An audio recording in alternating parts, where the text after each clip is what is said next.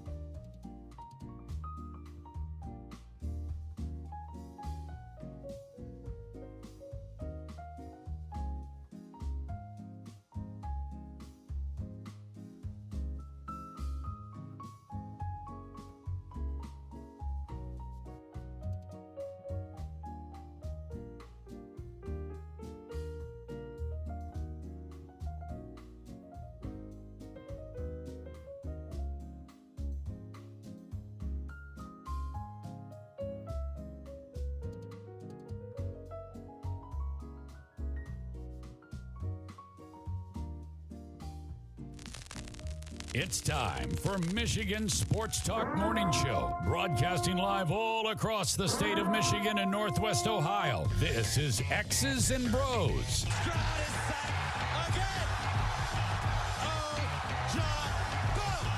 Swings it out to Sadiq Bey. Gets Benny in the car. To Abdul-Rahman at midcourt. Extra pass. And it goes for the win. The three-pointer by Jordan Poole. Here's the give. Walker. Kenneth Walker. Touchdown. Sparty. Goff's got it. Back. Looks. Throws. Ends up. Yes. Caught. Touchdown. Detroit Lions. They did it. Amon-Ra St. Brown on the receiving end. Sends one to deep left center field. Back it goes, and that ball's out of here. A grand slam from Miguel Cabrera. He's got 2 goals. Larkin in on goal. Scores! His first career hat trick in his 7th season for Dylan Larkin. Here's your host, Anthony Bellino.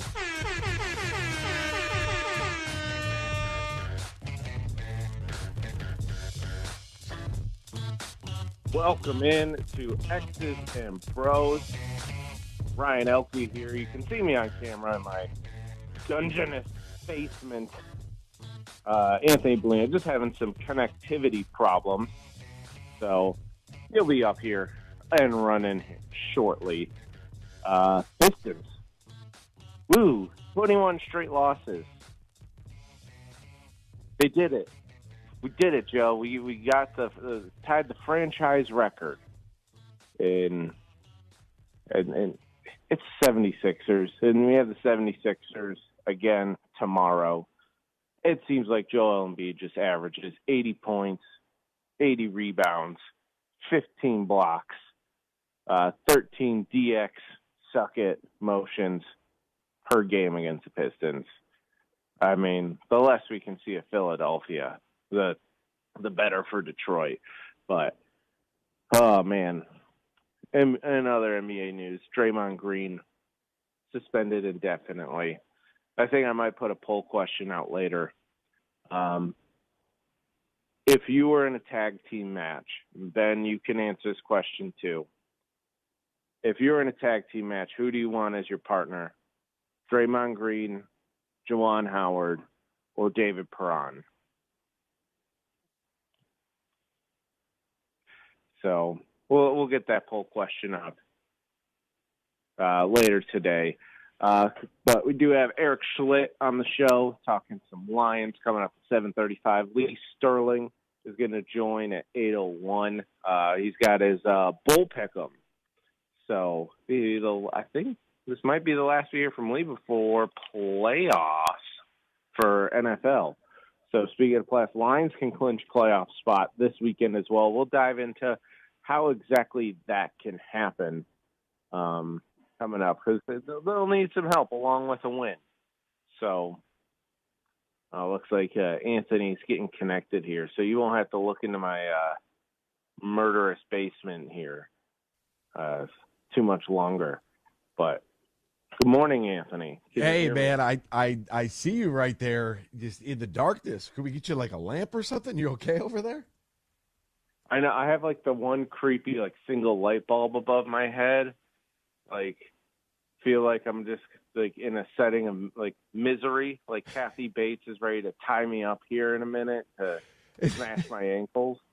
Is that the current state of our fandom right now? Is just misery with Kathy Bates? Is that where we're at? Yeah, I'm in the basement of LCA with Pistons future. I mean, I don't think people understand how much we are dependent right now on the Red Wings putting something together here that is worth a damn. I mean, like Michigan basketball is going to be. They're going to hover around 500. There is strife within the program. Jet Howard taking to Twitter yesterday. That was a bad idea. It's never going to go well. You're never going to be able to rationalize with people who don't like you, right? It just is what it is. Like there's nothing that you're going to be able to say. It's family, so it's no one's going to look at your take rationally. Mm-hmm.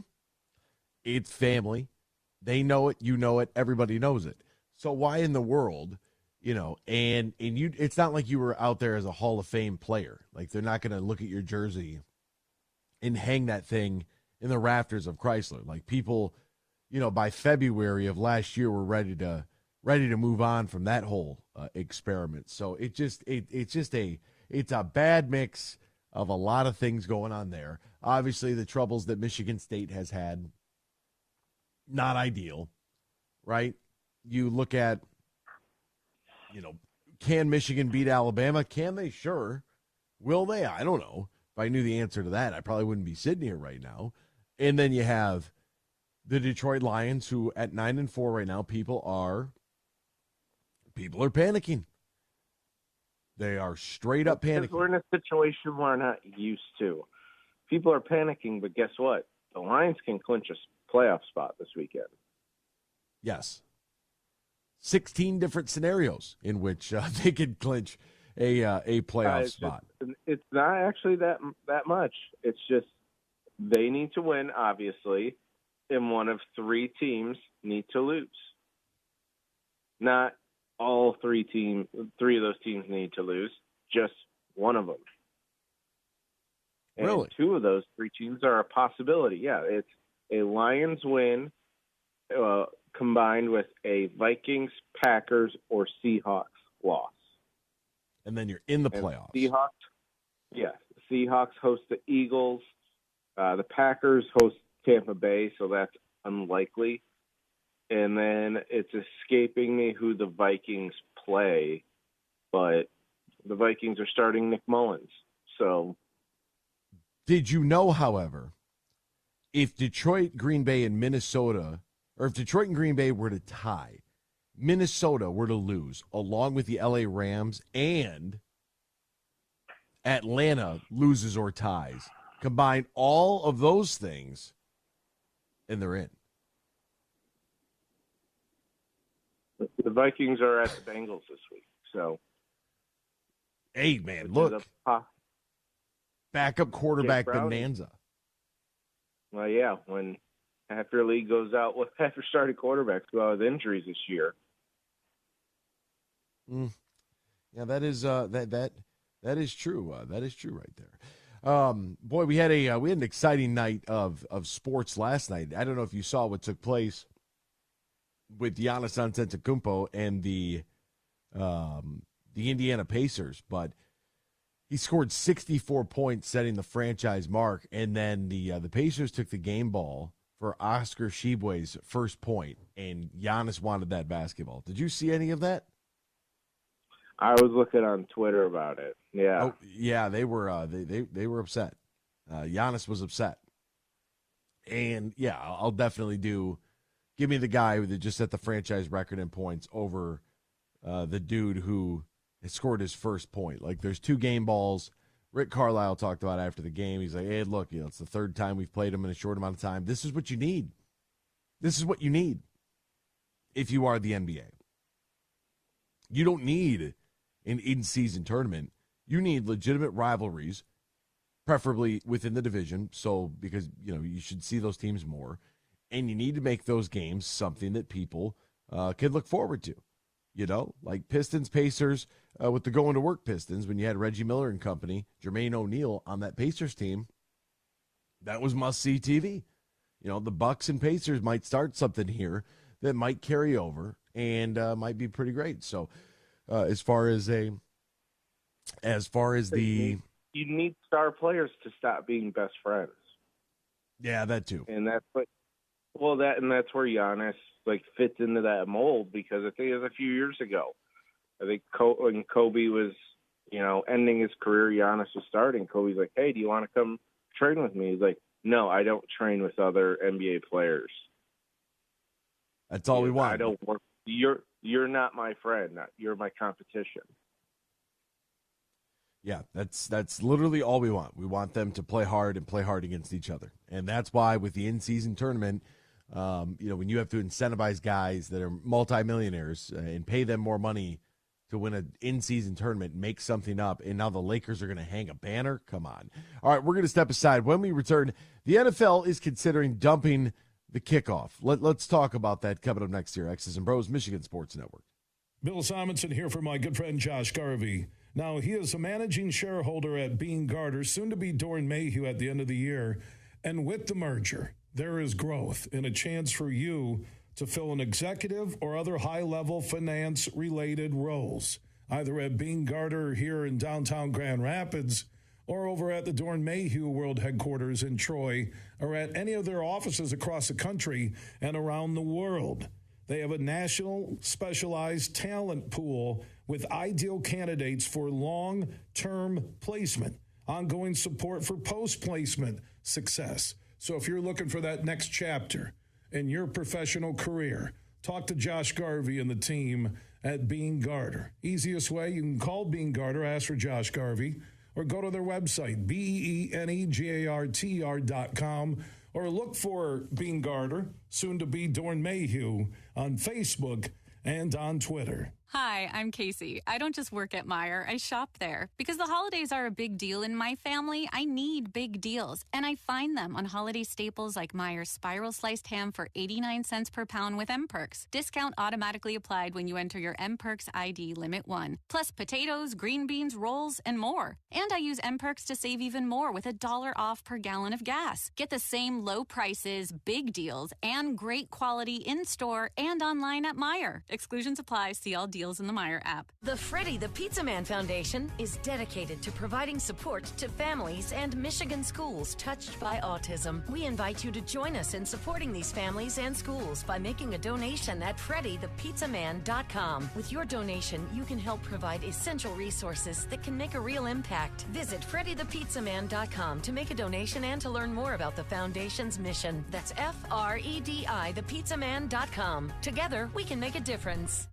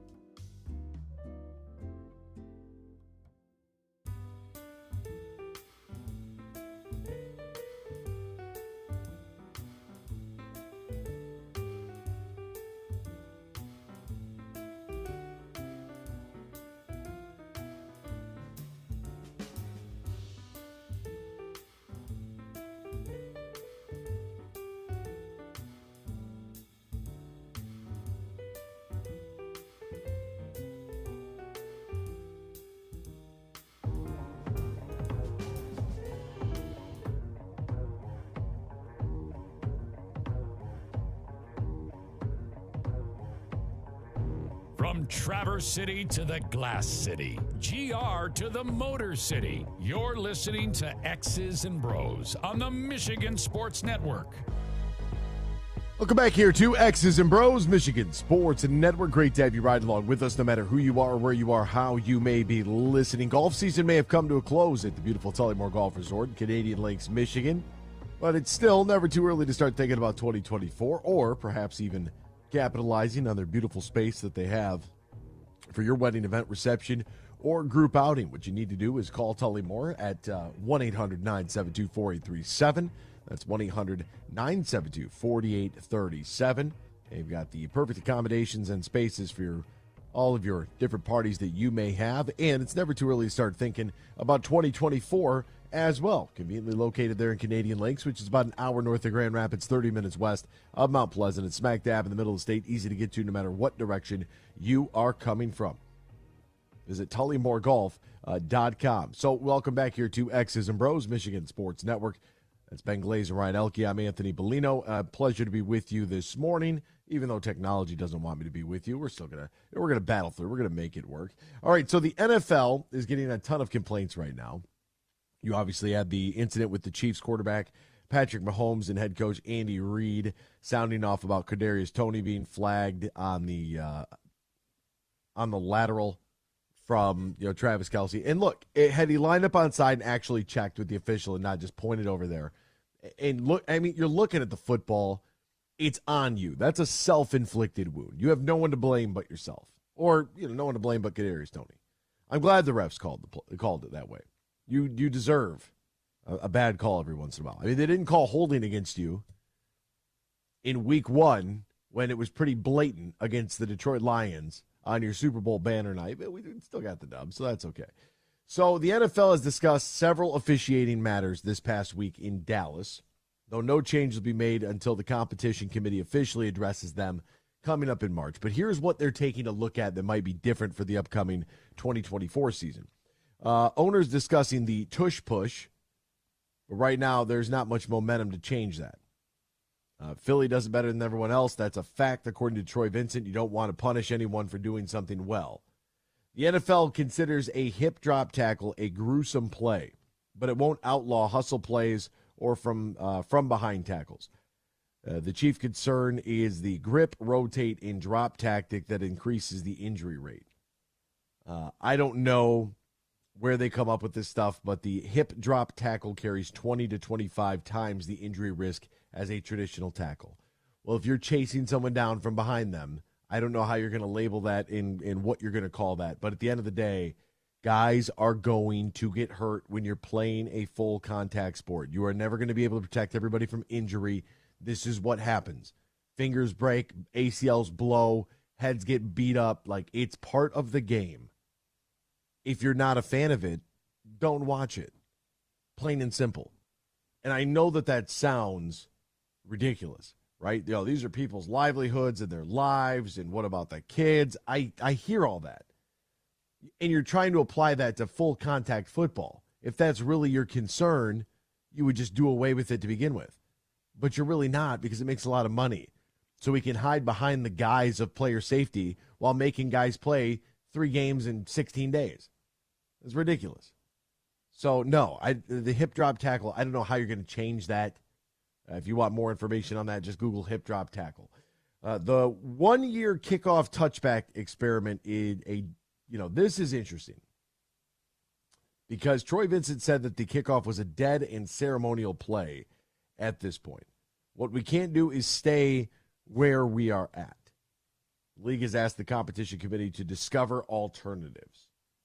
That's pretty interesting, because what are we going to do if we do away with the kickoff, right? And I'm going to ask Erik Schiltt about this coming up at 7:35 this morning, because I just don't know what you do. Some people might say it's very easy. Start the ball at the 20 or 25-yard line, and let's go from there. Okay, you could do that. What are you going to do about the people that get paid to play special teams?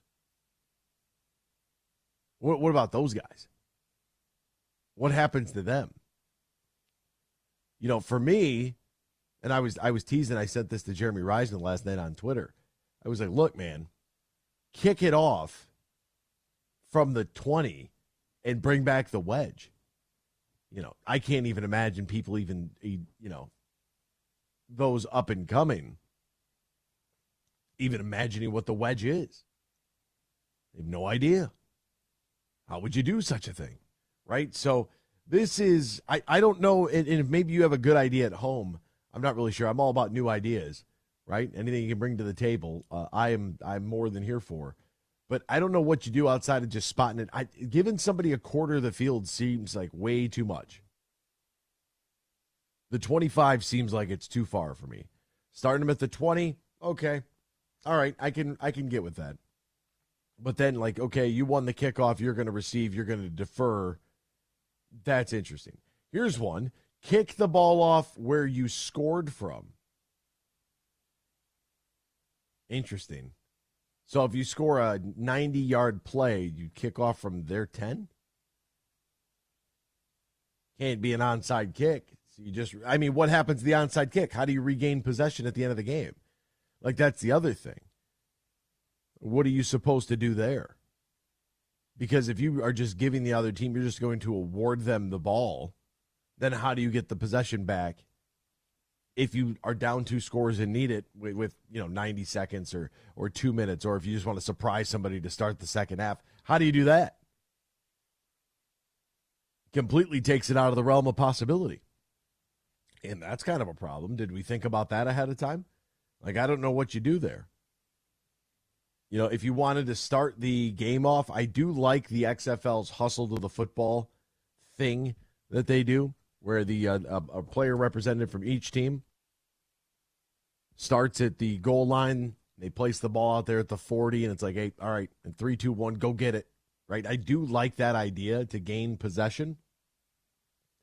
Maybe you do that. I don't know.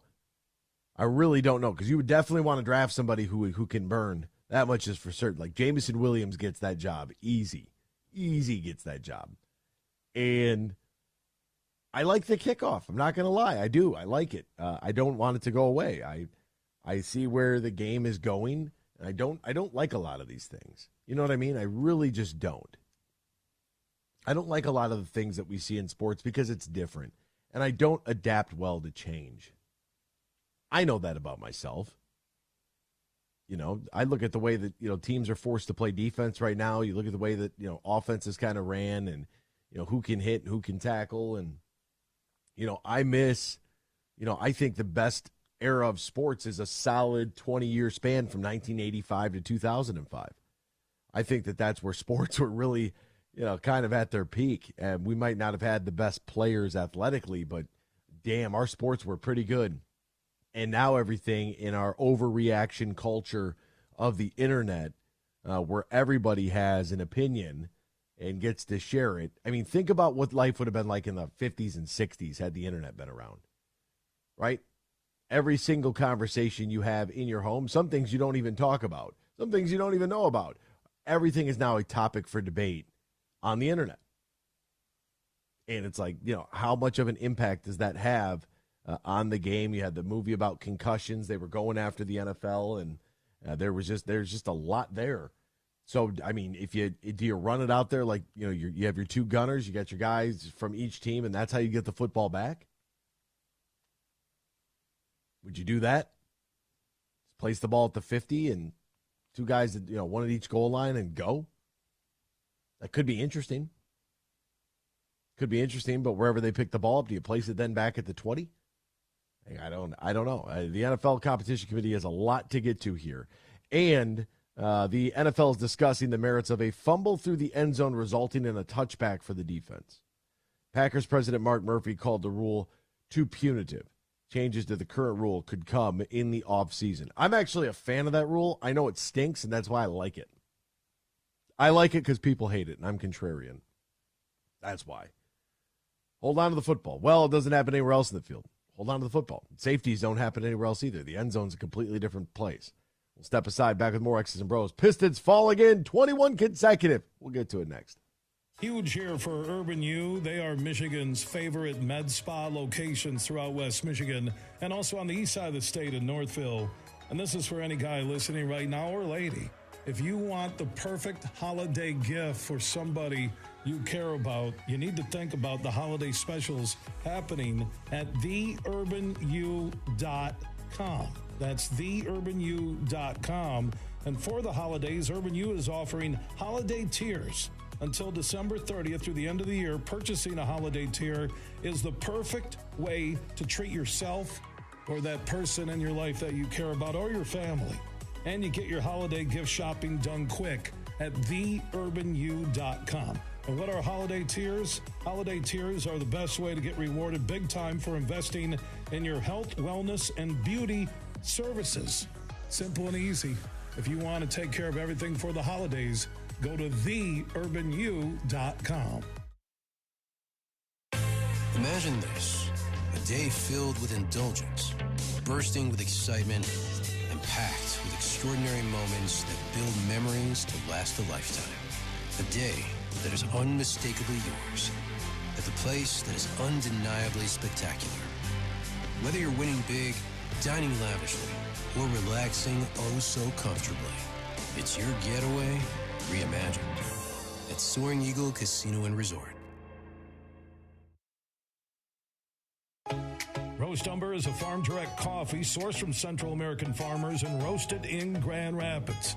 And also the Nitro Cold Brew Coffee is a convenient and healthy option for energy with no sugar additives. Look for it at your local retailer or at roastumber.com.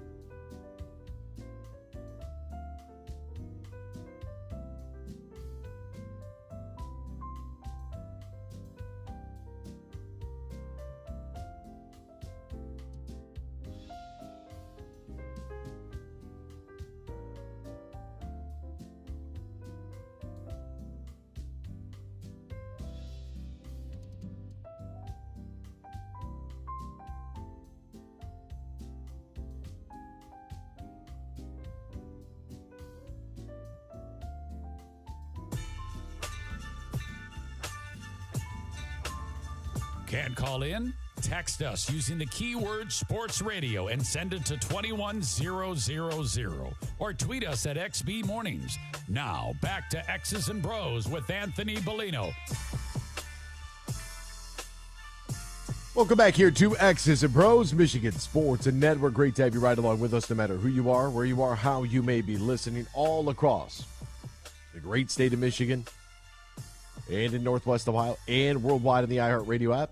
Absolute pleasure to be with you. You know, in the NBA, the game can change in an instant, especially if the refs are throwing people out. But no matter how the action unfolds, you know DraftKings Sportsbook has your back. This week, new customers can score $150 instantly in bonus bets for betting just $5 on basketball. Win or lose, you get an instant dub. Best of all, it's safe, secure, and reliable. With 24/7 support, you can deposit and withdraw your cash whenever, wherever you want. Download the DraftKings Sportsbook app right now. Use the promo code HUGE. Promo code HUGE. New customers can get $150 instantly in bonus bets for betting just $5 on basketball. Only on DraftKings Sportsbook. Only using the promo code HUGE. The crown is yours. Now, if you or somebody knows a gambling problem, wants help, needs help, call the Michigan Department of Health and Human Services Gambling Disorder Helpline, 800-270-7117. 21 plus, physically present, Michigan. Eligibility and deposit restrictions do apply. Bonus bets expire 168 hours after issuance. Terms at sportsbook.draftkings.com/basketball terms. It is very interesting in the gambling world when you saw Nikola Jokic get tossed. It's like, you know, at some point, I would like to see, you know, what the lines were for his points and rebounds, assists, how much money was spent on that, and you kind of follow that around a little bit because these refs are getting a little out of hand. I watched the Tim Donaghy documentary. I didn't watch it when it first came out because I didn't want to believe what I thought was already true. And for me personally, I just have too many questions about a guy who just drops one MF bomb and gets kicked out of a game. I think that's probably a little soft on the NBA's officials part. I get it, like, you know, set a good example, and, you know, it's, you know, officials, you know, it's a position of authority, and I understand all that. I get it. But at the same time, if there's a bunch of money riding on somebody, you can't kick him out because he said something you don't like. Like, you got to let it ride. And I just, I'm probably more concerned. I don't really concern myself with the betting because of my employment status. But I do find it fascinating that we allowed this to happen. And now, you know, some companies, if a guy gets injured, they'll just refund and say, hey, no bets, no money. If it's the 11th leg of your 11th leg your 11 leg parlay, and somebody gets injured and can't complete the game, I don't know what to tell you. Like, just you bet on it. Anything can happen. Guy can get injured. Lightning can delay a game. Guy can get thrown out. You know, all kinds of stuff can happen. So we can have equipment malfunctions, stoppages and delays for anything that might throw off the rhythm of the game. It's just very interesting. All right, last night, Little Caesars Arena was the venue. Philadelphia 76ers come into town, and the Sixers, the team from the process. You remember the process? They're now 16-7, 7-4 away from home. Loses 21 consecutive games this year. Joel Embiid, 30 of his 41 were in the first half. He had 11 rebounds. He's averaging 40.8 points and 12.3 rebounds in his last 4 games. He has been absolutely destroying people. Detroit matches the longest losing streak in franchise history that was set at the end of the 79-80 season into the start of the 80-81 campaign. It is the 6th longest single-season losing streak in the NBA. The 2010-2011 Cavs and the 2013-14 76ers both lost 26 straight, along with the 95-96 Vancouver Grizzlies, if you remember those jerseys, the 97-98 Nuggets, the 2011-2012 Charlotte Bobcats all lost 23 in a row. They've lost more games in a row in a season right now than Detroit has. Philadelphia holds the overall mark of 28 set at the end of the 14-15 start of the 15-16 campaign. So that's where we're at from a historical standpoint. 2-22. Teams will meet again on Friday in Philadelphia. I don't know I don't know what the answer is here. This has got to be, and a lot of people were talking about Beef Stew getting ejected last night. That didn't bother me at all. At least I know you care. At least I know you're going to play with a little passion. Killian Hayes in his 32 minutes had 6 points. So good for him. That's why he's playing 32 minutes. For whatever reason, Jaden Ivey came off the bench in this game, played 21 minutes, and played less minutes, still scored more points. You had no Marvin Bagley III due to a lower back sprain. Didn't even know you could sprain your lower back. Joe Harris didn't play in the game. You have Jalen Duren out with the ankle injury. James Wiseman, who fouled out of the game, and Isaiah Stewart, who it didn't matter that Isaiah Stewart was in there anyways. I mean, he started the game, and I think in the first half, Stewart and Wiseman combined for, 2 rebounds in the first half, the two bigs? So, Asar Thompson with 10, 8, and 3 on 5 of 7 shooting, that's fine. I heard what Gilbert Arenas said about if you're 20 years old averaging 10 points, you're not in my future. I think that's an absolutely ridiculous claim. Everybody's got a podcast, everybody's got a voice, everybody's going to do what they can to puff themselves up. But if you remember back to Gilbert Arenas getting ran off the court by a 40-year-old John Stockton when he was 20, why don't you calm down over there, Agent Zero? Bring another firearm into a locker room. Bojan continues to be our only professional shooter. He was 11 of 19 from the floor, 5 of 9 from 3, finished with a team-high 33 points for the Pistons. Like I said, Beef Stew, 4 points, 4 rebounds in 22 minutes. Cade Cunningham, 5 of 17 from the floor, 1 of 8 from 3, 21 points, 6 rebounds, 7 assists. He just doesn't shoot it well enough to have the volume at which he's shooting it. I don't understand that at all. That's where I'm at with Cade Cunningham right now. Like, you don't shoot it well enough. People are like, it's true shooting percentage. Dude, how many nights is he under 33% from the field? How many nights? And going 5 of 14 ain't that much better. Like, that's a lot of shots for one guy. That's not a prolific shooter by any stretch of the imagination. And so now you have a team that I do find it interesting. What happened to their assistant coach, who's the defensive coordinator? Where did he go? What happened there? I mean, they were 2-1 and things were looking up, and boy, do I feel like an idiot. Actually, it doesn't really matter, but I do feel like an idiot. Kind of, sort of. I mean, I was very hyped up about this team and very excited about what we saw from them early on against the Miami Heat in the opener. They lose by 1. You come back, you beat the Hornets and the Bulls. Man, I was cooking. I was like, let's go to OKC now. Road game to OKC. Let's go there. Let's beat Chet Holmgren and those guys and prove that we are in a better position. We lost that game and haven't won since. Have not won since. And I like the fact that, Beef Stew took an elbow, retaliated, shoved a guy, got kicked out of the game, whatever. At least you care. At least something makes you mad at this point. I don't know. I mean, outside of Atlanta, that's the game that I have circled to break the streak right now in the immediate future to not set the NBA mark. But I don't know exactly where you're going to find a win. They don't play Charlotte until January 24th. That's a team I would circle. The Wizards on the 27th of January. But right now, there is nothing that tells me 24 games into this season, 57 games remaining, those teams not going to win 10 games. They're not going to win 10 games.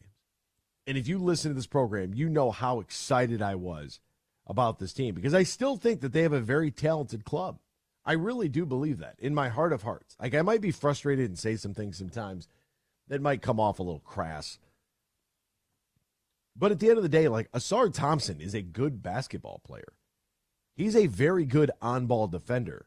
His shooting will improve. It has to. I mean, we have people that are there to literally just work on that. 10, 6, and 8, or 10, 8, and 3, pardon me, with a steal is a pretty good day at the office in 30 minutes. If our head coach would just pull his head out of his rear end, stop worrying about the bench and needing bench scoring. You need starting scoring. Like, get Jaden Ivey in the game, get him doing what he does best, give him the freedom to make mistakes the same way you give the freedom to Cade Cunningham to make mistakes, the same way you give the freedom to Killian Hayes to make mistakes the same way you give the freedom to everybody else on that damn roster to do whatever they'd like and turn the ball over 800 times a game. But the minute Jaden Ivey misses a shot, like, you can't play the number 5 overall pick 21 minutes in a game. You can't. It's a 48-minute game, for God's sakes. But yet you're going to allow the fourth-year guy, who was the 7th overall pick, the longest leash on the planet. Okay. Like, I never thought I'd say this, but damn, where's Dwayne Casey when we need him? Like, dude, play your talent. He's not going to do anything for you sitting on the bench. You got to get him in space. You got to get him going downhill. You got to get him going at the bucket. That's what you got to do. You know, Cade Cunningham with only 1 turnover last night. Oh, by the way, the Detroit Pistons had 9 turnovers in the ball game. Just 9. Yes, 9 means no in German. But it's also a really good number for this team as far as taking care of the basketball. Beef Stew had 2 of those. Nobody else had more than 2. Kevin Knox had 2. Beef Stew had 2. That was it. Asar Thompson, not a single turnover in the game. Only 1 from Cade. That's great. Only 1 from Killian. That's great. That usually doesn't happen. Well, kid, think about it. Look at the defense that Cade's playing. Yeah, 1, because they don't respect anybody else on this team because we don't play our best players. And two, if you're not going to shoot it, or you know that you don't need to jump to make a pass, this is something you got to harp with the kids. You have to. You got to get on them early. Don't leave your feet. You can't do anything in the air. Nothing. You can barely get off the ground to make a layup. You're not going to dunk it. You don't need to jump to block shots. You're not Dikembe Mutombo. They're like, who's Dikembe Mutombo? Unless you're going to shoot the basketball, do not leave your feet to pass. Because once you leave your feet, that ball's got to come out of your hands or it's a turnover. It's going to be a travel. You have to explain this early. You have to explain this often. How many times do we see Cade Cunningham jump in the air and be indecisive and not know where he's going with the ball? Right? It's a fundamental aspect of basketball. You cannot leave your feet. If you knew that I have to jump over my defender to throw this pass, like a skip pass, for example, let's envision that. I'm on one wing, you're on the other. Defense is at you heavy, but you know if you jump, you can sling it over the top and not have it tipped. That's fine because you have already made your decision with the basketball. I'm going to pass this, but I have to get up in the air to throw it. That's totally fine. I'm going to leave my feet because I'm going to shoot it. And I got it. 2 key words here. Jump, shot. You got to get off the ground. You got to elevate. You got to push through the floor, get up in the air, get your elbow up, get in the C. Get the elbow up. We're shooting with the, there's like a little triangle between your 2 hands. Like you should be able, if you're right-handed, you should be able to take your offhand, your left hand off the ball and still be able to shoot it. Your left hand is just there to make sure the ball doesn't fall out of your hands. That's how I explain this to little kids because they all want to shoot it from their chin with 2 hands. Get your arms up. You're going to use your legs to shoot. Then you can jump. Defensively, all you have to do, close and contest. So the pass comes out to the wing. The ball was on the opposite side of the floor. It's being rotated around, and there's a skip pass. I'm in help side defense. I've cut the floor in half. Right, so I'm kind of between the middle of the free throw line and the elbow closest to the guy I'm defending. Skip pass comes over, close and contest. I'm going to close out on the ball, and I'm going to contest the shot if necessary. A majority, I don't have a scouting report because they're little kids. A majority of kids are right-handed. So when you close out, we're going to come out with our left hand high, and we're going to come out with our right foot back a little bit, and our left foot is going to be high. Because we're going to attack their right hand. Our left hand is high because they're a right-handed shooter. Our left foot is high because they're more than likely right-handed. We need to force them left. That generates turnovers. But what we're not going to do is run out there all willy-nilly jumping at the basketball like we're going to block it because we can barely get off the ground because we're 10, 11, 12 years old. Fundamental, simple concepts. Close and contest. Stay on your feet. Stay on the ground.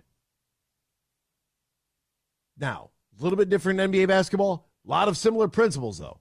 Like, they can jump So, yes, if somebody's coming in for a layup, obviously, go up there and pin it off the glass. By all means. On a jump shot, don't jump. Just close out.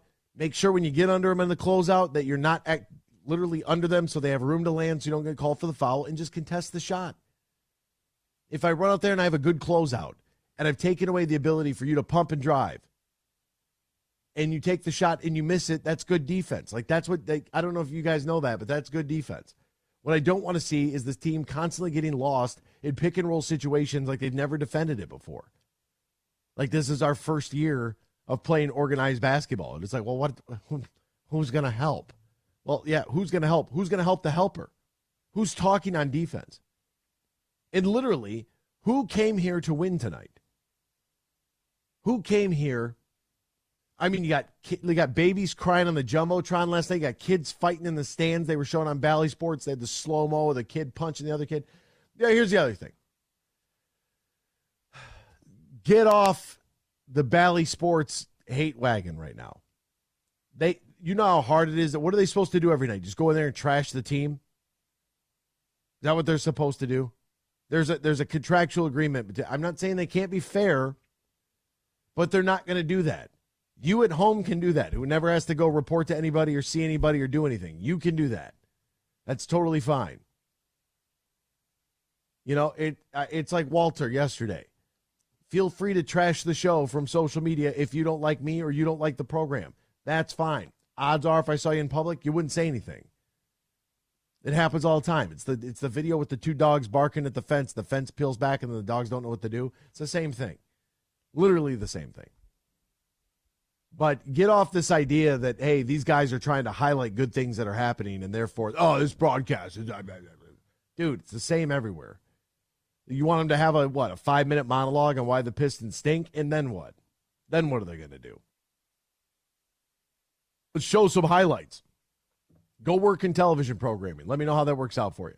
It ain't as easy as it looks, especially when your team is historically rotten and shouldn't be this bad. Should not be this bad. Asar, Cade, Ivy, those are three really good young core players that you have. Beef Stew, Killian Hayes, bench guys. Boyan, savvy vet.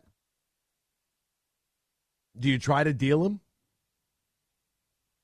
Do you just look for a team and say, look, expiring deal, couple million.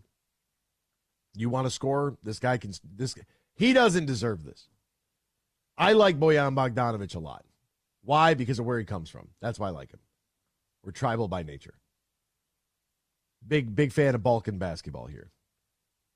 You got to trade him. He does not deserve. He shouldn't have to sit through this. You got to, and you can get a good return for him. You should be able to get a really good return for Bogey, because this is right now is just disgusting. Pistons will be back in action against the Sixers coming up tomorrow night. Oh, man. Can we get a rebound? Can we get a rebound? Off tonight, back in action. City of Brotherly Love tomorrow at 7 o'clock. Looking for 22 straight losses. Hour 2 is next. X's and Bros. Huge here for the Michigan High School Athletic Association. You can stay up to date on the latest from Lansing 24/7 at MHSAA.com. At MHSAA on Twitter and MHSAA on Facebook. The latest news, press releases, and stories connected to every high school in the state of Michigan, available for you 24/7 from the Michigan High School Athletic Association.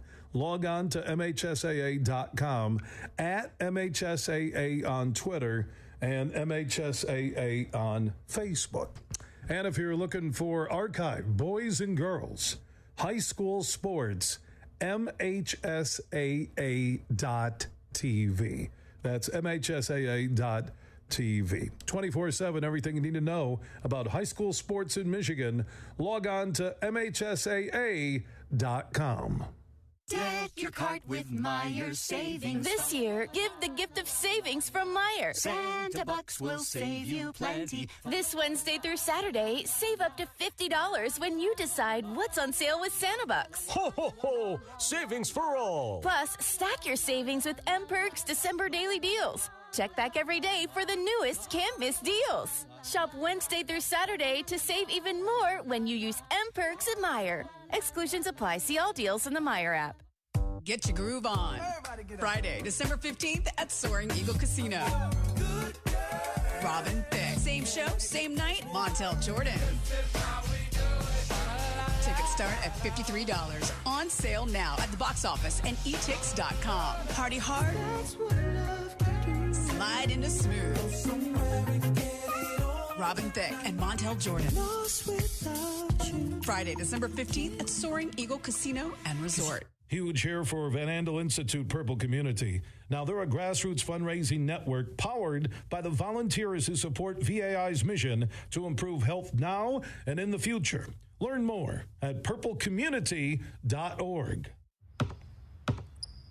They say consistency is the key to success.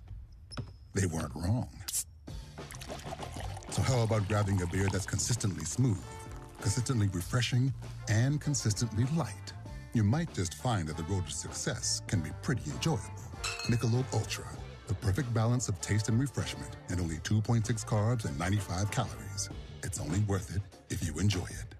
Enjoy responsibly. Anheuser-Busch Michelob Ultra Light Beer, St. Louis, Missouri. Huge here. AB's doing a heck of a job, and I'm ready to drop some huge opinions about what he's talking about later today at 3 on the Michigan Sports Network.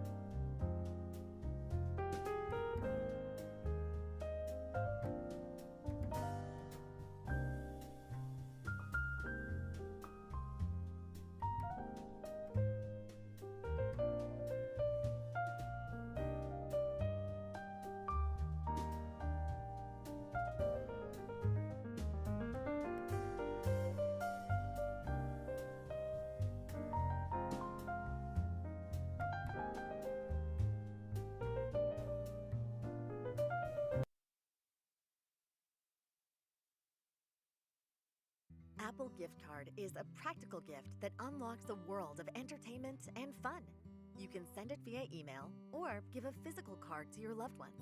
Your friends and family can spend it on their favorite Apple services, including Apple subscriptions. Apple Gift Cards can be used to buy all things Apple: products, accessories, apps, games, movies, TV shows, iCloud Plus, and more.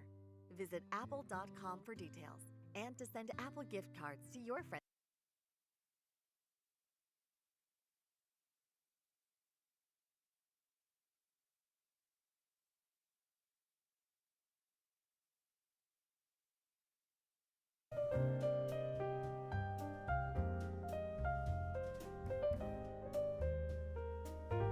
Good morning, everyone. It's time for Michigan Sports Talk Morning Show, broadcasting live all across the state of Michigan and Northwest Ohio. This is X's and Bros. How are you? Good morning. Good morning. Good morning. Good morning. Good morning. Good morning. It's a good morning. Wake up to a brand new day. Hello. Good morning. Good morning, Vietnam! Here's your host, Anthony Bellino.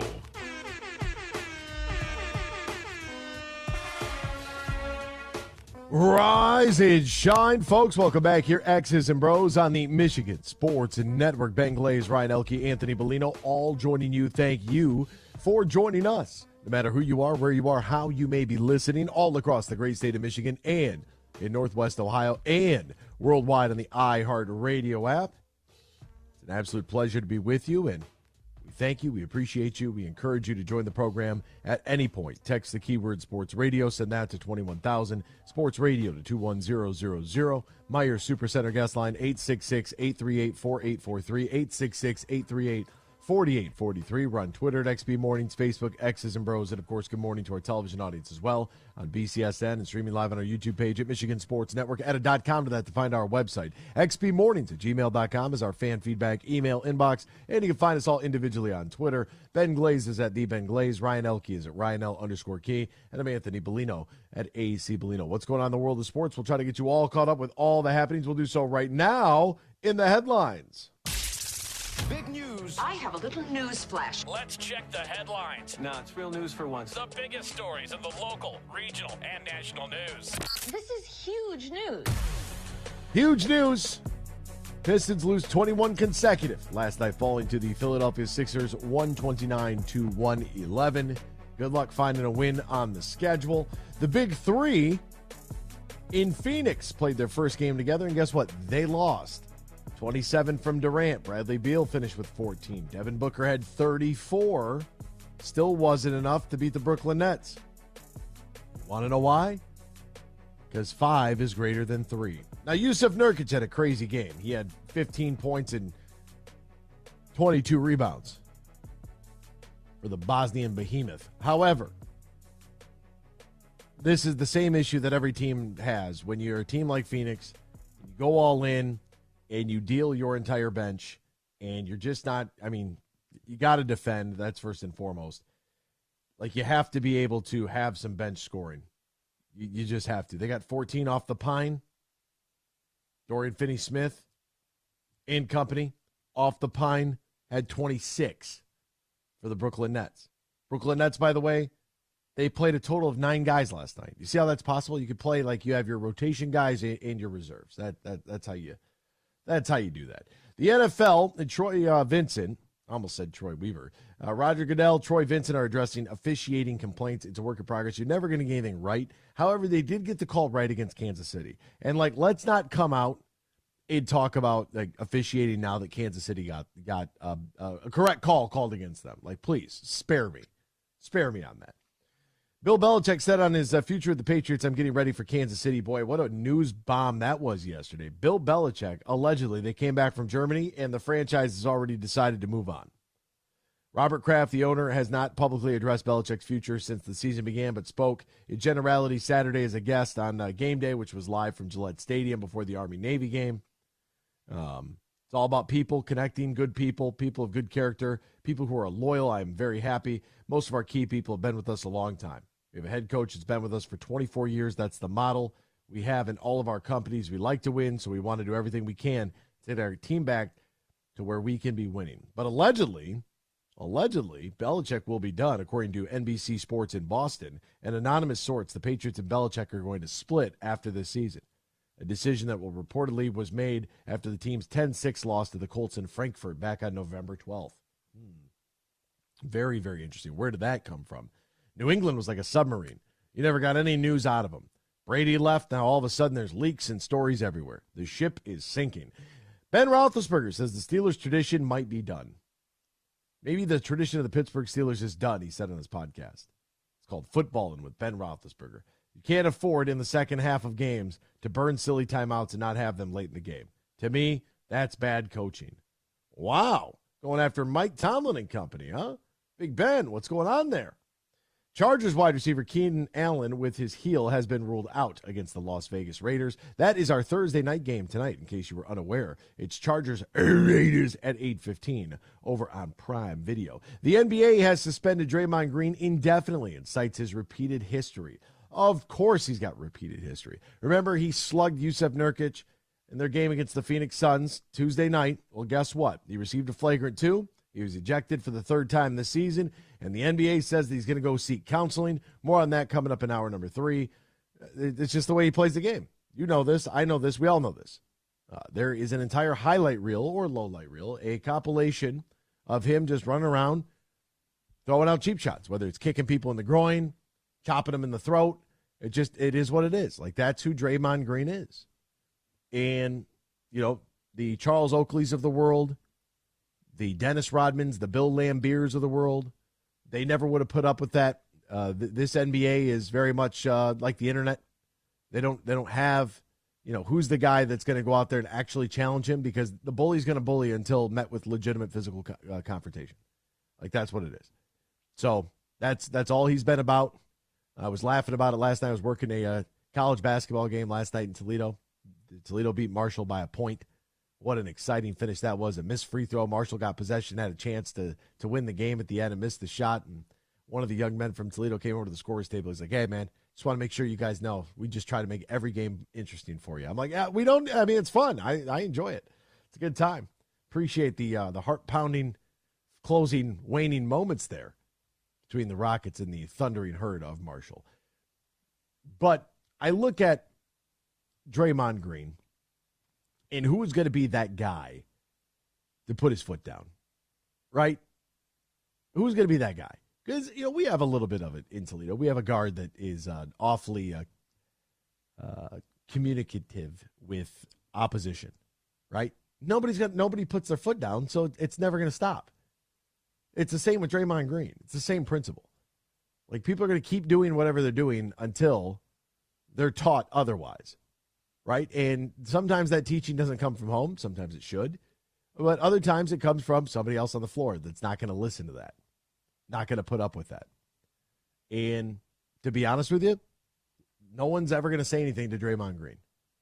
But at what point is it a deterrent or a negative for the franchise? That's what I want to know. And at what point are the Golden State Warriors going to say, you know, enough's enough? We don't need you punching people in practice. We don't need you arguing calls. We don't need you doing X, Y, and Z. Like, it just is what it is. Like, we don't need this behavior. And as I was talking to a couple fans at the game, they're like, "Yeah, but Draymond Green, look at the rings. You would have rings too if you played with Steph Curry and Klay Thompson." Like, you would. You absolutely would. Like, you would have the assist numbers too if you're passing the best shooting backcourt that's ever existed. Like, come on. What's going on here? Hey, by the way, the San Antonio Spurs lost too, so it's not just the Pistons on this epic losing streak, but the Spurs have now dropped 18 in a row. The Penguins beat the Habs in a 12-round shootout, the longest since 2016. Still don't know how I feel about the 3-on-3 overtime. Still don't know how I feel about the shootout. Just feels very un-hockey-esque, and I get you got to find a way to get the game over with. You know, we did it in baseball to hurry things along. 5-minute overtime, 3-on-3 just seems, I mean, maybe we go 4-on-4, make it a 10-minute period. I don't know. What's too much for a regular season game? We said, we mentioned this yesterday, the Capitals and Wizards are going to be moving to Virginia in a tentative state deal. I just find it interesting that the plans for what they want to build in Virginia are very, very District Detroit-ish. Texas backup quarterback Malik Murphy is going to enter the transfer portal, which means he will not be available on the sideline for the college football playoff. I don't like the timing of this at all. I don't think that this is right. C.J. Stokes is going to enter the portal but be with Michigan. I don't know the difference in the two and why, but Murphy will become immediately one of the most sought-after players in college football. Rutgers' Greg Schiano got a contract extension through the 2030 season, so congratulations to him. A judge's ruling favors NCAA athletes seeking a second transfer. If you transfer twice now, you'll be immediately eligible. The Dodgers and Shohei Ohtani can opt out if their front office opts out. And speaking of Shohei, how about this? Introduced to Dodger Stadium today, Fanatics already had record sales at Fanatics ahead of this. This is incredible stuff, what Shohei's already been able to do for the Dodgers. We'll step aside, back with more X's and Bros after this. Michigan Sports Network. Bill Simonson here for my good friend Josh Garvey. Now, he is a managing shareholder at Br0's, soon to be Doran Mayhew at the end of the year. And with the merger, there is growth and a chance for you to fill an executive or other high-level finance-related roles, either at Br0 here in downtown Grand Rapids or over at the Doran Mayhew World Headquarters in Troy, or at any of their offices across the country and around the world.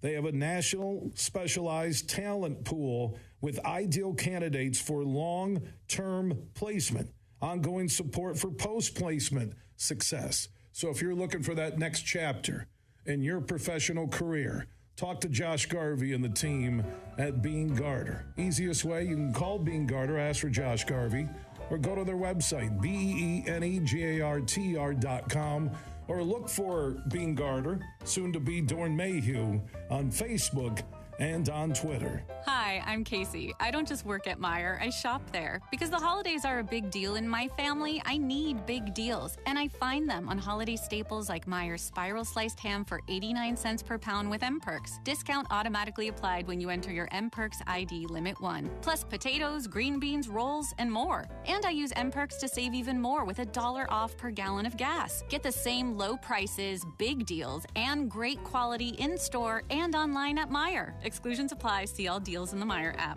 Huge here for Van Andel Institute Purple Community. Now, they're a grassroots fundraising network powered by the volunteers who support VAI's mission to improve health now and in the future.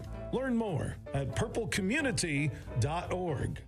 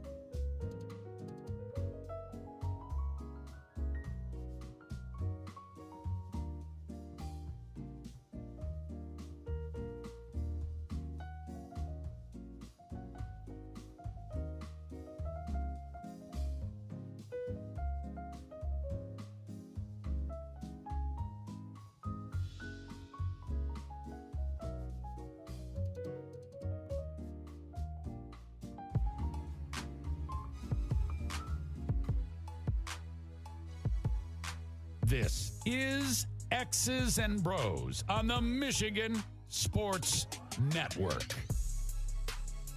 Welcome back here to X's and Bros, Michigan Sports Network. Join the program at any time. Text the keyword sports radio. Send that to 21,000. Sports radio to 21000. Meyer Supercenter guest line 866-838-4843. That's 866-838-4843. Or send us some tweets as well. We're on Twitter at XB Mornings, Facebook, X's and Bros. Ryan, I just want to know if you've seen some of the Facebook activity that we've gotten. One individual is just hammering us on Facebook regularly, and it is quite entertaining. It's also incredibly challenging to read due to all of the spelling errors. I just want to know if Ryan has been following along with that at all. Golf season has come to a close. Matt Gold and his team is still ready to welcome you to the beautiful Tullymore Golf Resort in Canadian Lakes, Michigan, just an hour north of Grand Rapids, 30 minutes west of Mount Pleasant. Much more than just their two championship courses, Tullymore and St. Ives. Beautiful accommodations and the perfect space for your wedding event, reception, group outing, corporate outing, whatever you may have going on. It's right there, smack dab in the middle of the state, an hour north of Grand Rapids, 30 minutes west of Mount Pleasant. Easy to get to. Visit TullymoreGolf.com, TullymoreGolf.com, or call 1-800-972-4837. That's 1-800-972-4837. Book your stay and play at Tullymore today. So we didn't get a chance to talk about the NBA in-season tournament. And I've said, like, briefly, you kind of know my thoughts on this about how, the in-season tournament, the fact that you had to offer a cash incentive for guys to play harder, that's what it felt like on the outside. Now, we got some good games last night. I think that the Phoenix-Brooklyn game was good. Wembanyama and company for the Spurs playing a LeBron-less L.A. Lakers team, taking that one down to the wire. That was a lot of fun. But there is this idea that the in-season tournament was wildly successful, right? And what do they do next with the in-season tournament? First off, I think they can make some tweaks if they want to keep it. But what I don't understand about it is why on earth we have this whole idea about incentivizing guys to play harder. Like, you're already paying them a ton of money. And when you have regular season games, and a lot of them, the individual impact of every single game is going to decrease. We have this more so in the game of basketball and of baseball because they're not collision-based sports. Right? When you have a certain level of physicality like hockey and like the NFL, and especially with the NFL, because the NFL has, as I've said, I say all the time here, the NFL has urgency, and that's what every sports league wants. Every sports league wants what the NFL has right now. Damn near every team is still mathematically involved in a playoff race. Right? There's only, one or two teams that have been mathematically eliminated. Damn near every team is right around 500. That's exactly how the league is built. They want you to be 500. They want you to be involved. They want to see new teams come up. They want to see, some teams be able to kind of maintain whatever sort of quote-unquote dynasty that they may have. But they want to see fan bases get an opportunity. Teams like the Lions, right? And it's good for the league. That's why the Lions are on national television 5 times this year. Primetime games. Because it's good for the league. They know this. But the NBA, in the NFL, every single game matters, and with the non-guaranteed contract, you have to play well. And there's also the opportunity for injury. Now, hockey contracts are a little bit different, but they're a whole hell of a lot less money because the league doesn't make as much revenue. And there's a physical element to that game that has guys playing at a frantic pace with a lot on the line. It's very rare that you tune in. Like, you might get beat that night because you might be off, but it's very rare where we see sort of like a drop-in style hockey of just up and down casually skating. Like, somebody's going to get knocked out. Like, that's what happens. So the physical aspect. In baseball, you have an oversaturation of too many games, and that's never going to change. It's just my opinion. I think the regular season's too many games. It's like, well, what if you change it, took them out of their rhythm? Well, I mean, if players adapted to the idea that, yes, we could change things, and yes, you might not be in your quote-unquote rhythm, but you do take batting practice every day, but neither here nor there. The NBA had their in-season tournament, and ratings were up 4% for the tournament over last year's regular season games during this time. And I find it very interesting that you have this push from Adam Silver that is just like, make this meaningful. And so they offered a cash prize. And now the NBA will reportedly continue conversations with front office executives about what the team-based incentive possibly on the table. So many fans know with the Lakers winning Saturday's in-season tournament, I can't even call it a championship. I can't. I'm sorry. It's not. The loss that happened in Las Vegas, they got a trophy with it, okay, along with a banner and $500,000 for each player and coach. But according to ESPN, in 2024, you may also receive an incentive that could make a greater impact down the road. One report suggests a pitch of, quote, guaranteeing the winner of the tournament at least the 7th spot in the playoffs. What kind of circus clown league do we have going on here? What is going on here? Like, it doesn't need to be like this. It really doesn't. Schedule more divisional games, because we already see that we have some angst here between Milwaukee and Indiana. More divisional games. We need less roster movement, so there is some consistency within the roster. We know who's on what team from a year-to-year basis. We need more stringent rules on uniforms and apparel, so we know who the hell is who out there. We don't need a new city and statement jersey every single year. Let's lock into place some sort of 5-year deal like the Lions or like the NFL has, where you can't make any changes for 5 years. That way, you have your home, your away, and 2 alternate jerseys. Right? The alternates can be a throwback like the Pistons teal. I love that. We can do all sorts of fun things. But we don't need to have 84 different jersey combinations where every time a fan goes and buys a jersey, it's good for 12 days before a new one comes out. We don't need to have a banner or banner ceremony for an in-season tournament winner. How are you going to hang that up in the Staples Center or crypto.com or whatever the hell it's called? That's ridiculous. Why are you, with your in-season tournament, which is just a collection of allegedly more meaningful, just a handful of more regular season games, why do you have champagne bottles and goggles in the locker room? And why is LeBron James talking about, you guys don't know anything about this, I've been doing this since 2005? No, you haven't. No, you have not. Get out of here with that mess. I know who represented the Eastern Conference in 2005. Now, everybody else might be young, but I'm not. I was born at night, but it wasn't last night. There is no reason whatsoever that this in-season tournament should be able to place a seed on the playoffs, should be able to be celebrated with a banner at an arena. If you want to put something on the concourse, go right ahead. Like, whatever. You want to put the trophy out there with a little, little banner thing or whatever, that's fine. Don't hang it up in the arena. Don't do it. If you really want to make this league better and more meaningful, you schedule more divisional games so you have less crying by your overpaid stars on travel, because you have Chicago, Milwaukee, Detroit, Indy, Cleveland. Travel's easier. Rivalries are built. Games are more intense. Life is more fun.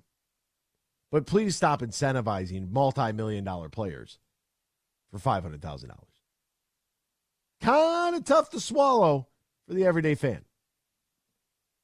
We'll be back with more X's and Bros talking Lions football with Erik Schiltt next here on the Michigan Sports Network.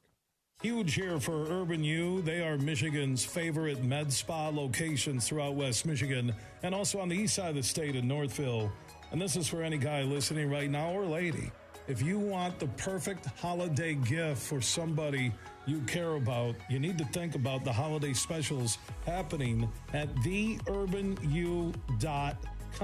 That's theurbanu.com. And for the holidays, Urban U is offering holiday tiers. Until December 30th through the end of the year, purchasing a holiday tier is the perfect way to treat yourself or that person in your life that you care about or your family. And you get your holiday gift shopping done quick at theurbanu.com. And what are holiday tiers? Holiday tiers are the best way to get rewarded big time for investing in your health, wellness, and beauty services. Simple and easy. If you want to take care of everything for the holidays, go to theurbanu.com. Imagine this, a day filled with indulgence, bursting with excitement, and packed with extraordinary moments that build memories to last a lifetime. A day that is unmistakably yours, at the place that is undeniably spectacular. Whether you're winning big, dining lavishly, or relaxing oh so comfortably, it's your getaway reimagined at Soaring Eagle Casino and Resort. Merc Perks from Mercantile Bank is here. Merc Perks checking has all you need to plan your busy lifestyle. Travel services for hotels, airfare, and cruises, cashback rewards, and even savings on prescriptions, eyewear, and dental work. Merc Perks also includes all the traditional benefits you love, like online and mobile banking, and fee-free access to almost 40,000 MoneyPass ATMs. So when you're ready for perks, Merc is here. Learn more at mymercperks.com, member FDIC.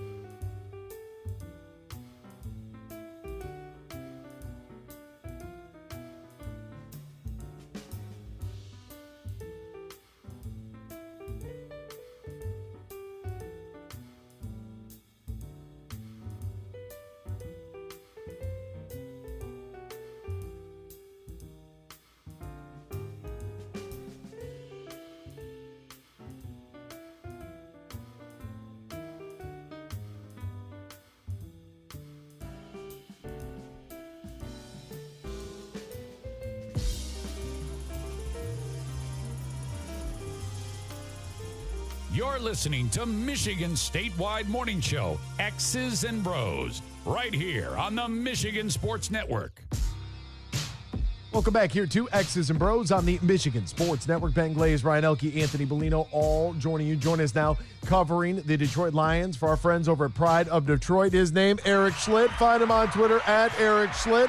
And you should be reading Pride of Detroit. Follow him on Twitter at Pride of Detroit. Find the website, prideofdetroit.com. Click the button. Read all the articles. It's good stuff. Erik, my friend, good morning to you. How are you? How's life? How are things, partner?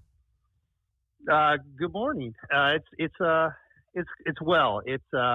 We're looking at a 9-4 record, and that's an easy team to cover. I know they're going through some slumps right now, but it's still a team that has 16 different scenarios in which they can clinch a playoff spot, and so there's a lot of fun things that could happen over the next month, and I'm excited about it. Boy, it is such a difference, isn't it? I mean, the way that this team jumped out of the gates 8-2 and to where we're at now, it just makes life and covering the team a whole lot more fun. You know, the fans are engaged, everybody's reading. I'm sure your numbers got to be off the charts over there because people can't get enough Lions. And before we hop into the Honolulu Blue and Silver, I did see, according to Tom Pelissero there over at NFL Network, executive Troy Vincent says that the kickoff is, quote, a dead ceremonial play today and will be addressed. It sounds like the one-year experiment encouraging fair catches will be modified, if not going away entirely. What do you make of the kickoff? I was teasing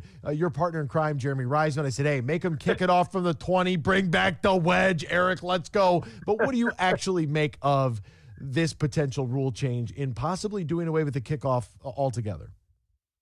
I do think they could absolutely be headed towards doing away with it.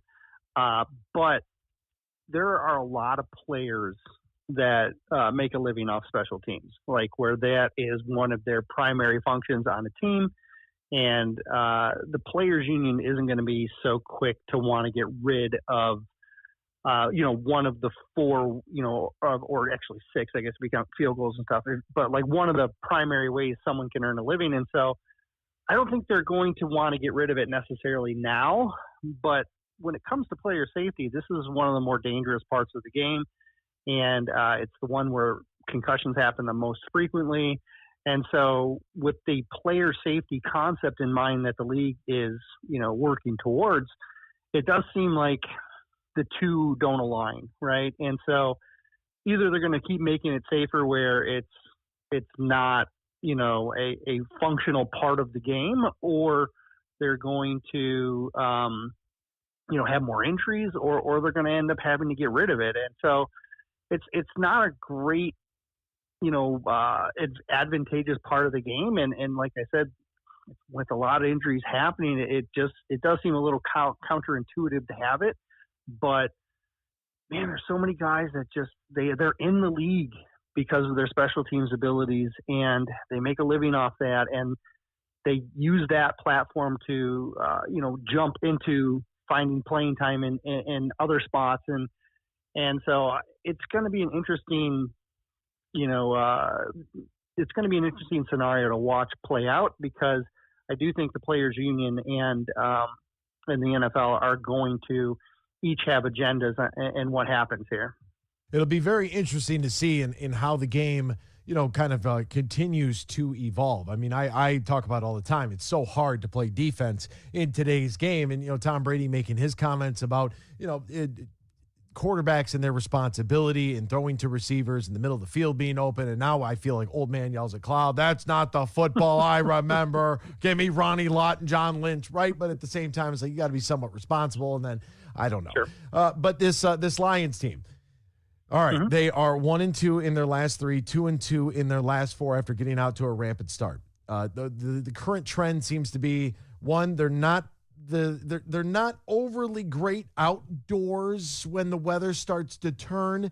And most recently, the Packers game just seemed like an anomaly, but they turn the ball over. When you turn the ball over, you're going to lose football games in the NFL. It's just the way it goes. Mm-hmm. What are you seeing as kind of the common denominator here over the last, 3-4 weeks? Yeah, I think turnovers are your primary problem. In the 3 games that were the closest, the Lions turned the ball over 3 or 4 times in each of those games. And so you have to correct that. If you correct those turnovers, you are a lot closer to being able to be successful. Though, like even outside of the Packers game, and I guess really last week was a 2-score game as well. But the games that, like the first game against the Bears, the Saints game, these were 1-score games. Like, and if you're not turning the ball over, 3 times or 4 times the first time you play the Bears, that game probably isn't as close as it needs to be. You probably don't need a comeback win in that game. But they needed it, and because of their turnovers, you have 3 against the Packers, and that dooms you. And so you need to be able to correct that first, right? And if you can correct the turnovers, a lot of the other stuff will kind of work itself out. When you put yourself in a situation where you're giving up early leads and you're turning the ball over, you're allowing the defense to play more aggressive, and it takes away from a lot of what they want to do on offense.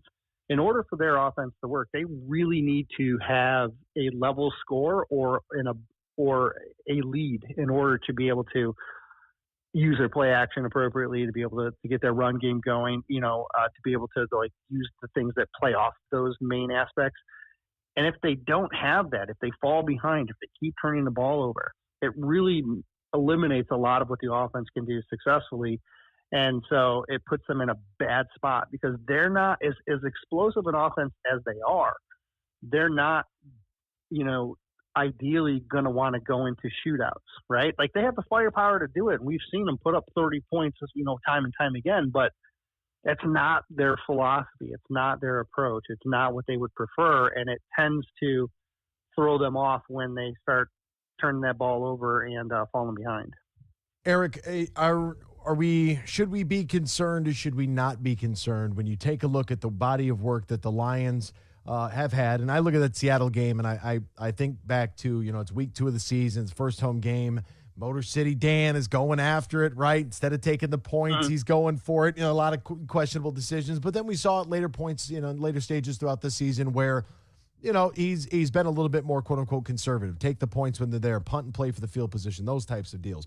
Mm-hmm. But I look at this entire body of work from this team and I see one victory against a team with a winning record going into this week, and that's the 1-point win in the opener on the road at KC.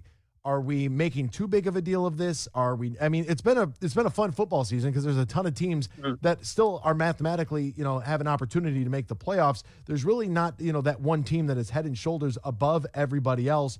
Is this concerning to you that their overall body of work hasn't come against, some of the top dogs in this league?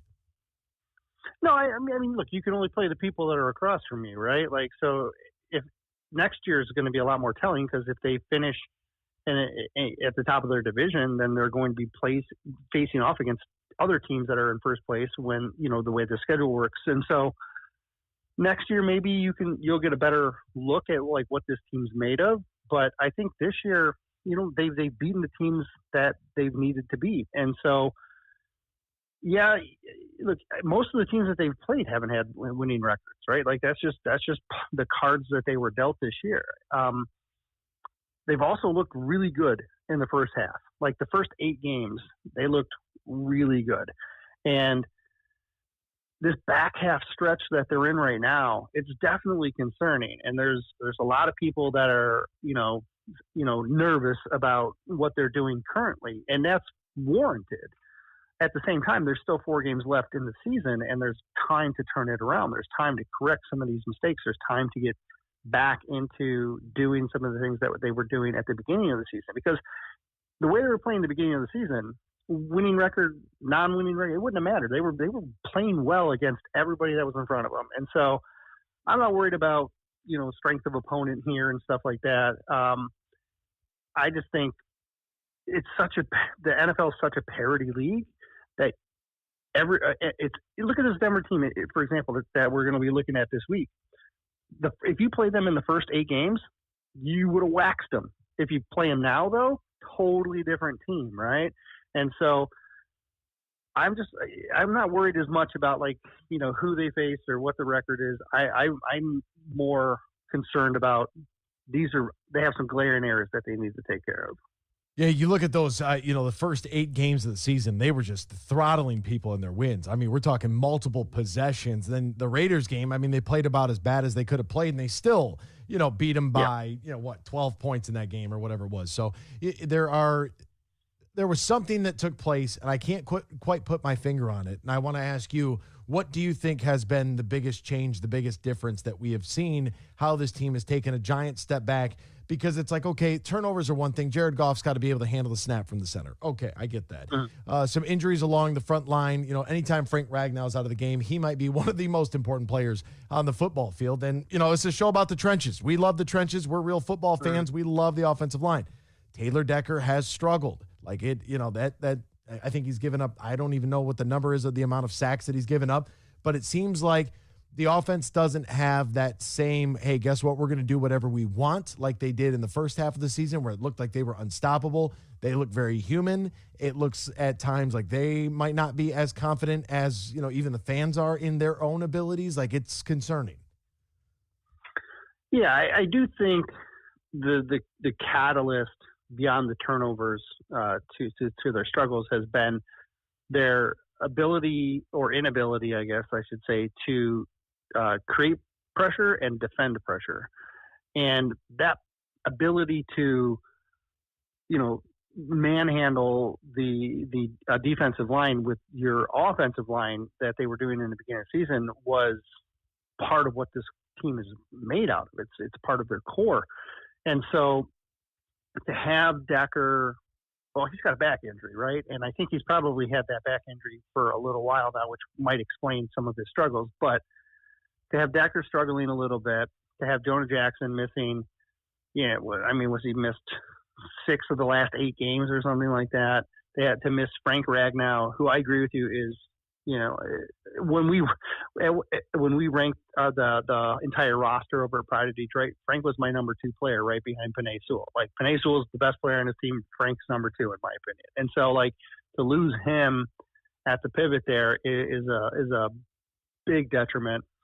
And then, you're having a little bit of a rotation at right guard because you're having to move Graham over. And so the mixing and matching and the injuries, the struggles, though I think they're just been out of sync on that offensive line. And that is what makes the rest of the offense function. It's what makes the running game go. It's what makes the play action work. It's what allows Jared Goff to have time to throw the ball. And when they are out of sync, or when they're allowing pressure, it's a problem. And you see, results like you did in Chicago, where they look stalled and stunted, and like they can't even get any rhythm going. And so if you can get the offensive line back on the same page, back to playing some bully football, that's going to get the offense back on track, and that's going to give them a chance to be successful. On the flip side, on defense, I don't know what answers they have. They don't play an aggressive attacking front. They really don't have anybody outside of Aiden Hutchinson that's getting pressure. The only guy they had was only McNeil, and he's on injured reserve till the end of the year. So the only thing you're hoping for really from a defensive perspective is either A, Aaron Glenn starts dialing up blitzes at the right time to create pressure, or B, you just kind of like toe the line until you can start getting some reinforcements. You get a lean back. Maybe you get James Houston back. Maybe you get Gardner Johnson back. If you can start getting some of these, guys healthy and back at the end of the season, maybe that will help, because the defense right now is not creating a lot of pressure. It's on its own. So either Aaron Glenn has to manufacture it, or they're just going to be a team that tries to keep offenses under 24 points because they know their own offense can score 25. It is quite the quandary that they're having, and Justin Fields just runs rampant right in the first matchup. So sure. This game on the road in Chicago, I said, hey, maybe they'll switch some things up here. And here was my grand plan that I came up with after copious amounts of film work. You know me, just grinding it out all day long like I'm in Allen Park. And I'm thinking to myself, Like, why not stick somebody like Melly, like Ifatu Melanfanu? Like, put him in at the quarterback spy. He's a big body. He can go sideline to sideline. He's got good speed. He can read the game like a defensive back. And, like, he can just follow Justin Fields around because he's got enough speed. Like, why not come out with a solution? It looked like we walked into Chicago like, oh, wow, Justin Fields, that guy can run again. Like, there were so many opportunities. The third and whatever it was, 8 inside their own 10-yard line. He scrambled across the 30. I was watching the game while working a basketball game. I want to bang my head on the scores table. I was so frustrated at that. To me, it just feels like at times, like you mentioned, defensively, they just don't have an answer. And it's like, if you don't have an answer, just send the house and figure it out later. The trend with the Bears is if you can knock them off of their game plan, their coaching staff will adjust and then not go back to what was part of their original game plan. And so if you were able, for example, Alabama ran a double spy, or I'm sorry, Georgia ran a double spy on Alabama in the SEC championship game, and it caused them to have problems rushing, with their mobile quarterback, with Br0's, right? So I was like looking at that same concept and saying, man, if they could double spy Fields early or something like that and try and knock him off his game, the Bears coaching staff will move away from it. And you see this in a lot of coaching staffs. And Denver will do this as well, right? If you knock off a certain part of their game, they can move away from it. And if they move away from what's, maybe a strength, because you show you can stop it, it changes a lot of how you can play defense, and it limits a lot of what, you can do. Another good example is the Packers. The Packers game against the Lions. Now, I'm kind of flipping the script here, but when the Packers went deep on the first play, that stretched the safeties. And when you stretch the safeties, it opened everything up underneath, and they were able to just go after Aaron Glenn's defense all day because they stretched right off the bat, and they opened things up, and it was part of their game plan. The Lions need to be able to look at what their opponent's strengths are and try and take that away early. And if they can, then it's going to go a long way to forcing the opponent coaches to having to alter what their approach is. And ideally, it can put you in a more advantageous spot. Folks, let me just tell you what Erik Schiltt just told us. The first play of the Lions on offense is going to be a flea flicker. J-Mo's going to run a double move on the fly, and Goff is going to hurl that thing as far as he possibly can. And even if it's incomplete, the Broncos are going to be thinking about it. His name is Erik Schiltt. Find him on Twitter at Erik Schiltt. Make sure you're visiting Pride of Detroit each and every day for up-to-date news and information on your favorite football team, the Honolulu Blue and Silver. Erik, my friend, is always partner. I greatly appreciate the time. Thank you so much, and I will see you Saturday night inside Ford Field. All right, buddy. See you there. In the NBA, the game can change in an instant, but no matter how the action unfolds, DraftKings Sportsbook has your back. This week, new customers score 150 instantly for betting just $5 on basketball. Win or lose, you get an instant dub. Download the DraftKings Sportsbook app right now. Use the promo code HUGE. Promo code HUGE. New customers get 150 instantly in bonus bets for betting just $5 on basketball. Only at DraftKings, only using the promo code HUGE. The crown is yours. Now, if you or somebody knows a gambling problem, wants help, needs help, call the Michigan Department of Health and Human Services Gambling Disorder Helpline, 800-270-7117. 21 plus, physically present, Michigan. Eligibility and deposit restrictions do apply. Bonus bets expire 168 hours after issuance. Terms at sportsbook.draftkings.com/basketball terms. Hour 3 is next. X's and Bros, Michigan Sports Network. Huge here for the Michigan High School Athletic Association. You can stay up to date on the latest from Lansing 24/7 at MHSAA.com. At MHSAA on Twitter and MHSAA on Facebook. The latest news, press releases, and stories connected to every high school in the state of Michigan, available for you 24/7 from the Michigan High School Athletic Association. Log on to MHSAA.com, at MHSAA on Twitter, and MHSAA on Facebook. And if you're looking for archive, boys and girls, high school sports, MHSAA.TV.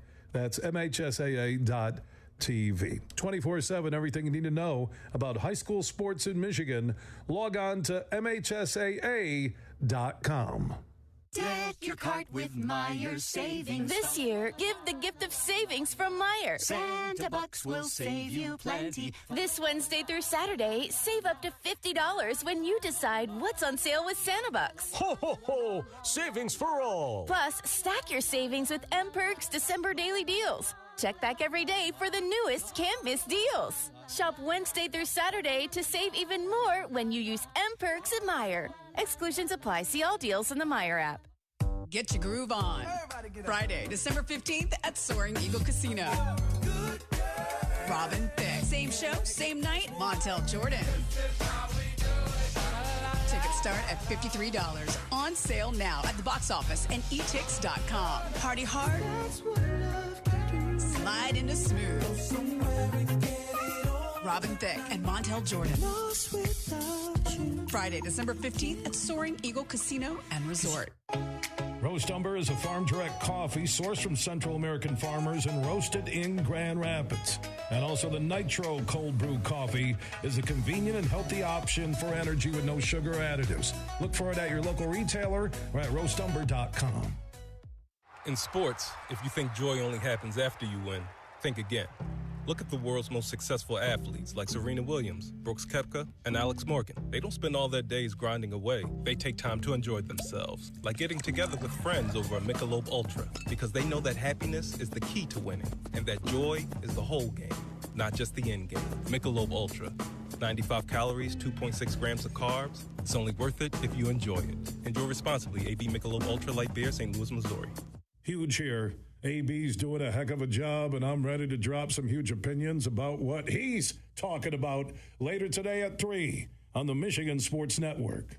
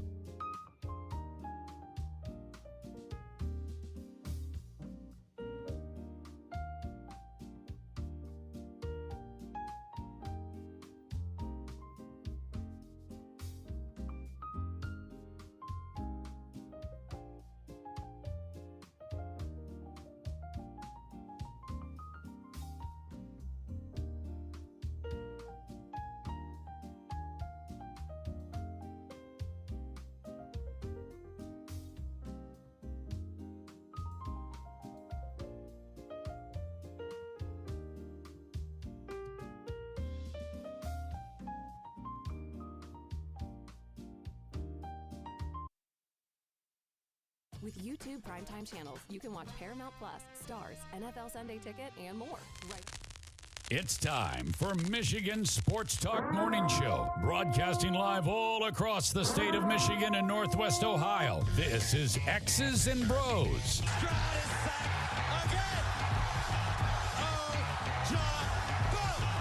Swings it out to Sadiq Bey. Gets Benny in the corner! To Abdul-Rahman at midcourt. Extra pass. And it goes for the win! The three-pointer by Jordan Poole. Here's the give. Walker! Kenneth Walker! Touchdown! Smarty! Goff's got it. Back. Looks. Throws. Ends up. Yes! Caught! Touchdown to Detroit Lions! They did it! Amon-Ra St. Brown in the receiving end! Sends one to deep left center field. Back it goes, and that ball's out of here. A grand slam from Miguel Cabrera. He's got 2 goals. Larkin in on goal. Scores! His first career hat trick in his 7th season for Dylan Larkin. Here's your host, Anthony Bellino. Rise and shine, folks. Welcome back here, X's and Bros. That's Ben Glazer, Brian Elke. I'm Anthony Bellino, joining us on the horn right now from Paramount Sports, our good buddy Lee Sterling. Find him on Twitter at Paramount Sports. Is at ParamountSports.com. Lee, how are you, my friend? How was your vacation? Great. Had an amazing Thanksgiving. That was amazing, and going to work hard for the next week, 10 days, and head to Park City with the family, do a little skiing, watch some sports, celebrate my birthday. How about you? Oh, very nice. Nothing out of the ordinary for me. Just working. You know, basketball season's in full swing. Had a game last night. Got a triple header coming up on Saturday. I got a scheduling debacle happening. So, you know, these things, they happen from time to time. What do you? And then watch a lot of football. A lot of football. That much is for sure. Let's jump into that football. Lee, I gotta know, though, because when we look at Ohio State versus Missouri, okay, Ohio State's a 2-point favorite. How do we go about evaluating or handicapping games when we don't know who's going to be available for these teams? Like Marvin Harrison Jr., if he opts out, like that changes everything, doesn't it? Oh, I don't see him playing. I mean, if you're going to be drafted, probably top 3 in the draft. I mean, can you imagine going to Woody Hayes back in the day? Woody, I'm going to sit this one out, Coach. You know, he'll tell you, get your stuff and get back on the field. And do me a favor, why don't you start running for about an hour and a half, 2 hours before practice? Yeah, he's going to say, you know what, Woody, here's my duffel bag full of cash. I'll see you guys later. Thanks so much for playing. Peace out. I'm getting the hell out of here.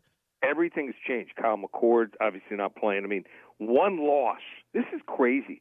This is a team that ran through their schedule and had to go on the road and play a Michigan team that played great, lose by 6, and they're not even talked about. I mean, everyone's talking about, you know, how Florida State got the shaft, how Georgia, who was ranked number 1 going into championship weekend, got the shaft. But I think Ohio State was right there. Thing for bowls, number 1 is motivation. Where's the motivation for Ohio State? Nowhere. All these Missouri kids, they would love to say, hey, I was recruited. You don't think they'd go to Ohio State if they were offered? Absolutely. I think they're still an underrated team here. I'm going with Missouri. I think they get the job done. I think they win this game here 34-30. Oh, wow. Boy, that would be, I mean, you know, look, as a Michigan man myself, I will root for the Big Ten, but if that were to happen, I'm not going to lose any sleep over it. I'm going to put it that way, if that works. If that works for you. All right. Maybe even have a glass of champagne, too, right? I might. You know, hell, they're doing it for the NBA in-season tournament. Why can't I have some champagne, too? At 8:45 on New Year's Day on ESPN, number 3 Texas, number 2 Washington. Texas is a 4-point favorite in this game. Do you like that line? Both teams have really good offenses. Washington, number 11 in the country, averaging almost 38 points per game. Texas, number 16, averaging 36.5 points a game. Texas defense, so I think that's the difference here. They give up only 80 yards per game rushing, 4th in the nation. Washington is, I wouldn't say morphed into a running team, but turned into a more balanced team. And I just don't think their running back, Dylan Johnson, is going to have many holes to run through. Quinn Ewers has looked 100% the last couple games coming back from that shoulder injury, and they have a really good offensive line. Doesn't matter who they put back there at running back. People are like, oh, they lost their best running back. He was slated. He was generally thought to be their third stringer coming into the season, so they're just fine there. And they have like 5 receivers that would be number ones on almost any team, and a huge home field advantage for Texas playing in New Orleans. All that Texas oil money, they've been waiting for a game like this. Texas, 38-28. Terrified to ask you about the Rose Bowl in Pasadena, a 5 p.m. local time kickoff. Number 1 seed Michigan taking on the 4-seeded Alabama Crimson Tide. Should I be scared? Well, nothing's easier playing Alabama, but Michigan, number 6 run defense, allowing just 87 yards per game. If Alabama can't run, quarterback Jalen Milroe's job is going to be much more difficult. Remember, this is a team that lost at home to Texas, and it wasn't like they lost on a Hail Mary or a drive down the field in the last couple seconds. They were thoroughly beaten in that game. They also had to have that 4th and 31 to beat Auburn. I know it's a rivalry game, but still. Blake Corum is one of the most talented running backs in the country. It's like he's been under the radar the whole year. J.J. McCarthy makes all the throws, and I love when it's like 3rd and 5, doesn't find anyone, run for 7-8 yards, get your first down. He's a potential first-round pick the way he keeps playing. Michigan only, get this is an interesting stat, 26 penalty yards per game, number 1 in the country. Alabama just 8-20 under Nick Saban versus teams that average 42 or fewer penalty yards per game. I know Michigan has lost the last 2 years in the semifinals. This year, they get over the hump. Michigan, 27-20 over Alabama. Hey, all right, we love that, Lee. Let's go to the pro game now. We'll start with Green Bay against Tampa Bay. Buccaneers 6-7, Packers 6-7. 1 o'clock kickoff in Lambeau over on CBS. And Green Bay, a 3-point favorite. Usually give 3 to the home team. Can Tampa Bay pull off an upset and help us out? Jordan Love has 4 games this year where he's had at least 3 passing touchdowns and 0 interceptions. Last week wasn't one of them. Matt LaFleur, 16-1 in December games. That's impressive. I just can't trust either of these guys. So together, I just don't know if this is the right combination, especially after losing to the Giants on Monday. Love just misses so many guys wide open, and he's going to face a very savvy bend but don't break defense now. Buccaneers ranked 10th in run defense. I think LaFleur calls way too many jet sweeps. Tampa Bay 5-2 against the spread the last 7 games. Weather shouldn't be too bad. Wrong team favored. Tampa Bay outright 23-20. Oh, that would be glorious for us Lions fans. And then we have game 3 of the triple header. We have been notified there is a potential for a 10-minute slide, so we could be pushing this thing back from 8:15 to 8:25 over on NFL Network. There's some inside information for you, Lee. Detroit 4 to 5 point favorites, depending on what book you're looking at. Can they do it at home against a very dangerous Russell Wilson team and the Denver Broncos that have come alive the last month and a half? Yeah, no one thought they were going to do anything. Sitting at 1-5 after getting a 70 spot put on them by Miami, they're a different team now. Now Detroit found it's not easy to win 2 straight on the road in the NFL. Latest example was the Lions attempting to, beat Chicago, didn't get the job done. But Broncos here, their 3rd straight road game for Denver. They're going to try to win a 2nd straight road game here off of a short week. That could be tough for them. I think that this Detroit team, where's the domination? Used to be that was like, hey, let's get in the trenches, let's put our hand down in the dirt, and let's just run over our opponent. Haven't seen that of yet. They're going to have to, I think, start running the football and also take some shots, if not on first down the field. So I think this is one of those backs against the wall game. I like Detroit here. Not going to be easy. Probably the toughest game to handicap of the 5. Detroit 30, Denver 21. I like that. I like the sounds of that a lot. And then Cincinnati, can they do us a favor? This is your free play, a 1 o'clock kickoff on NFL Network in Cincinnati at Paycor Stadium. Yeah, big game. Cincinnati, Minnesota. I have a real strong opinion on this game. First 5 callers get it for free. Just call 800-400-9741. First 5 callers, I'll give them Cincinnati and Minnesota on me. And how about this? It'll be our last segment until we pick up the Thursday for the Super Bowl, but we are winning in every single sport. We've won 12 out of 16 weeks, college football and the NFL combined, only 2 losing Sundays. You want to hop on board, we call it Double Down December. 3 weeks of the NFL, and we'll probably have 20, 24 selections on the 36 bowl games through December 31st. Everything, normally $397, just $197. Or you want to try any sport for 10 days, football, basketball, or hockey, $100, or all three for $250. Just one place, ParamountSports.com. And I want to wish you, Anthony, and your family and your staff and all the listeners out there happy, healthy, and a safe holiday. Lee, happy holidays to you as well, my friend. We'll talk to you in a couple of weeks. ParamountSports.com, ParamountSports.com, or 800-400-9741. Thank you, my friend. There he goes. We're back with more X's and Bros after this. It's time to go in the huddle. 1, 2, 3, top flight! It's a new day to celebrate and be free. It's a new day full of action and excitement because it's a new day for winning only at Soaring Eagle Casino and Resort. It's a new day. Visit SoaringEagleCasino.com. Over the weekend, the 2023 Heisman Award was given to LSU quarterback Jaden Daniels, who became the third Tiger to earn the honor. Over Daniels' 5-year college career, he amassed 12,749 passing yards and 3,307 rushing yards. The first player in FBS history with 12,000 career passing and 3,000 career rushing yards. Against the Florida Gators in November, Daniels etched himself into the record book with a dominant performance. He had 372 yards passing and 234 yards rushing, marking a total of 606 yards plus 5 total touchdowns. That made him the first player in FBS history with 350 yards passing and 200 yards rushing in a single game. He had an FBS high 50 total touchdowns, 40 passing, and 10 rushing, becoming the 5th player in SEC history to do so. Coming up later today at 3 on The Huge Show on the Michigan Sports Network, I'll deliver huge opinions on everything you're talking about.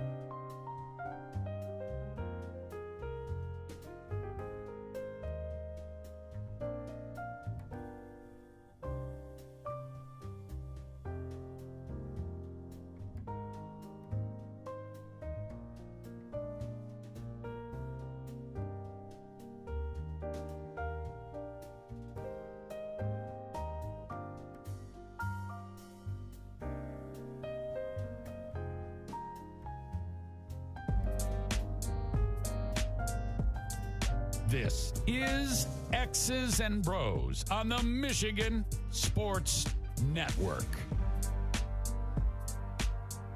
Roll Tide Willie. Don't get pissed about nothing but Tide. It comes from Nate on YouTube. Shout out to Roll Tide Willie, whoever that guy is.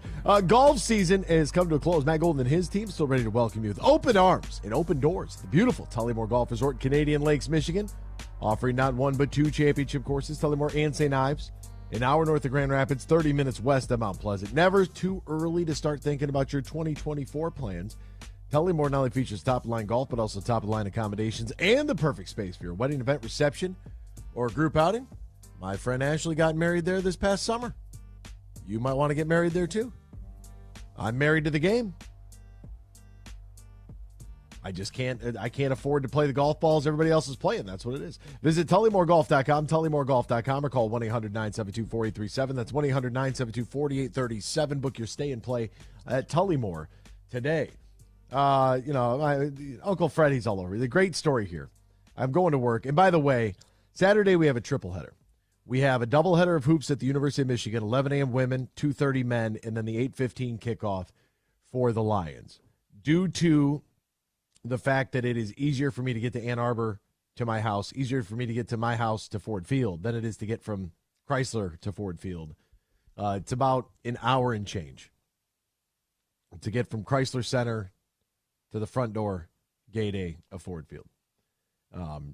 If it starts at 2:30, maybe get done at 5. Hour drive makes it 6. That's if I can get out of the parking lot without any problems, right? I mean, the parking situation there, trying to get in and out of Ann Arbor is the infrastructure wasn't built for that amount of traffic. So I am going to do the women's game at 11 and then head straight to Ford Field after that. I know a lot of you people are worried. I know a lot of you are concerned about what my life looks like. But I will not be with Michigan men's basketball. Jason Morris will have the call at the table. Excited for him. He's done a great job in the past filling in for me. I greatly appreciate his work and am very excited for him. I'm just, I wish I could do all three, but unfortunately I can't. It's just too close from a timing perspective, but I can get one of them done, so I'll do the one. So I walk into hoops last night. We got Toledo versus Marshall, an absolute barn burner, 88-87. And Toledo comes out victorious.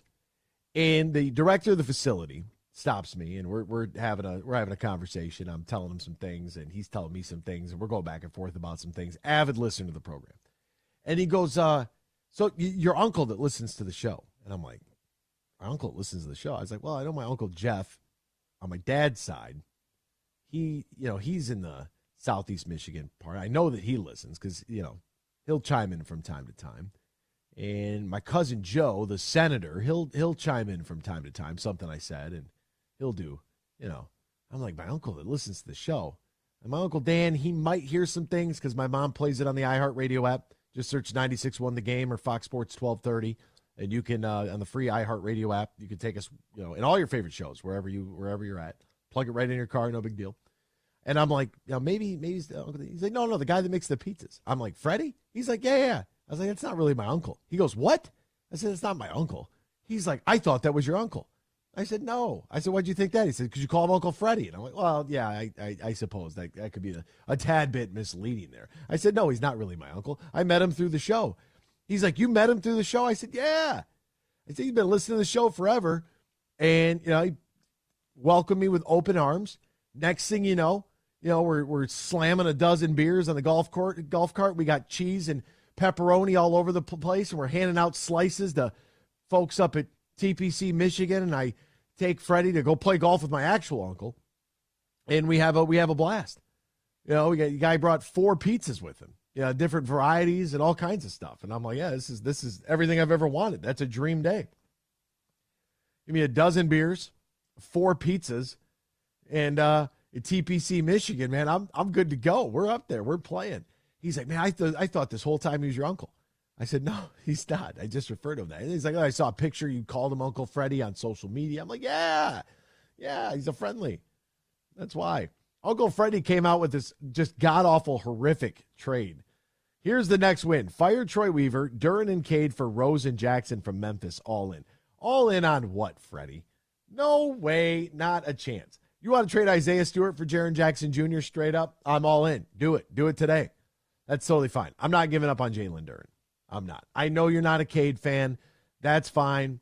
I, too, have my questions. I'm not giving up on Jalen Duren. He's only going to get better. He's just a pup. I don't even know if he can get into the annex. Does he go to 350 Terrace? Is he going to Powell? Where is he going after the game? I don't think he can get into any of these places. I think he's old enough. Got to give him time. And I got to Nate's Roll Tide Willie. Yeah, Roll Tide Willie is pretty funny. Him and that Dave Portnoy. Oh, hysterical. All right, Draymond Green is back at it, folks. Surprise, not surprise, however you feel about it. And look, this isn't an isolated incident. This is constant repetitive behavior. And the NBA has suspended Draymond Green indefinitely for his striking of the Phoenix Suns center, Yusuf Nurkic. Hit him in the face on Tuesday night. Green got the flagrant 2, got kicked out of the game. He will be required to meet a certain league and team conditions before he returns to play, according to the NBA. What is that? Steve Kerr, Warriors coach, we need him. We need Draymond. He knows that. We've talked to him. He's got to find a way to keep his poise and be out there for his teammates.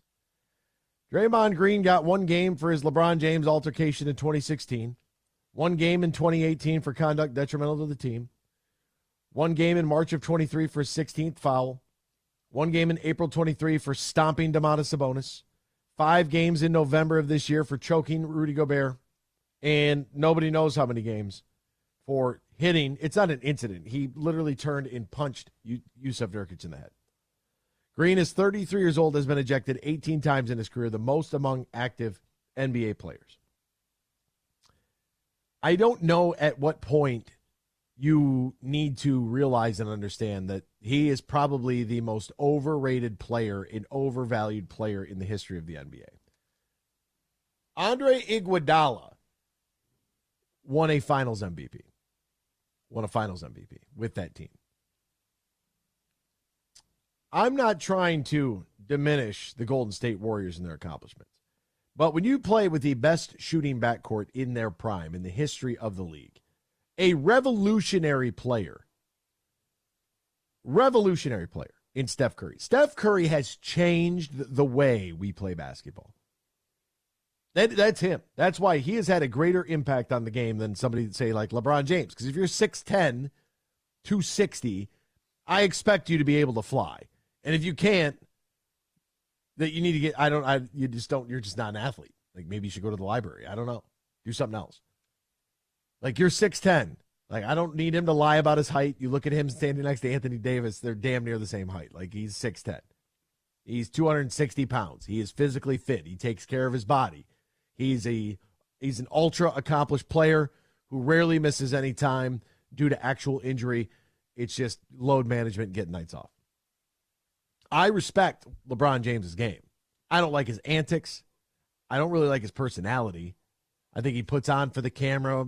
I think he's too much of this MJ slander, copycat. Like, I don't need any of that. Social justice stuff is, I don't think it might come from a good place, but, a lot of that stuff, it's not like I'm against social justice, but you can't say it applies here and doesn't apply there. Like, if it's going to apply here, it's got to apply everywhere. That's what the good Dr. King said. So if you have this scenario here where, I can recognize and appreciate good players. Doesn't mean I have to like them. John Morant is an incredible athlete. He's an incredible basketball player. He's also an idiot. Both things can be true. Both things. When Steph Curry got hurt and Klay Thompson got hurt, the Draymond Green-led Golden State Warriors won 15 games that season. And he, too, went out with whatever injury, air quotes. He doesn't want to play unless his compadres are out there. We know that. It's been called out now by other NBA players. Like, he doesn't want to play unless Steph Curry's out there because he can't survive. That's why they leave him open. His antics and all this stuff have got to stop because he's embarrassing himself is what he's doing. We'll step aside. Back with more after this. Huge here for Urban U. They are Michigan's favorite med spa locations throughout West Michigan and also on the east side of the state in Northville. And this is for any guy listening right now or lady. If you want the perfect holiday gift for somebody you care about, you need to think about the holiday specials happening at theurbanu.com. That's theurbanu.com. And for the holidays, Urban U is offering holiday tiers. Until December 30th through the end of the year, purchasing a holiday tier is the perfect way to treat yourself or that person in your life that you care about or your family. And you get your holiday gift shopping done quick at theurbanu.com. And what are holiday tiers? Holiday tiers are the best way to get rewarded big time for investing in your health, wellness, and beauty services. Simple and easy. If you want to take care of everything for the holidays, go to theurbanu.com. Imagine this, a day filled with indulgence, bursting with excitement, and packed with extraordinary moments that build memories to last a lifetime. A day that is unmistakably yours, at the place that is undeniably spectacular. Whether you're winning big, dining lavishly, or relaxing oh so comfortably, it's your getaway reimagined at Soaring Eagle Casino and Resort. Van Andel Institute Purple Community is a grassroots fundraising network powered by the dedicated volunteers who support VAI's mission to improve human health now and in the future. When you raise funds through the Van Andel Institute Purple Community, 100% of the proceeds go directly to the Institute's research into diseases like cancer and Parkinson's, as well as VAI's science education programs. Learn how you can get involved at purplecommunity.org.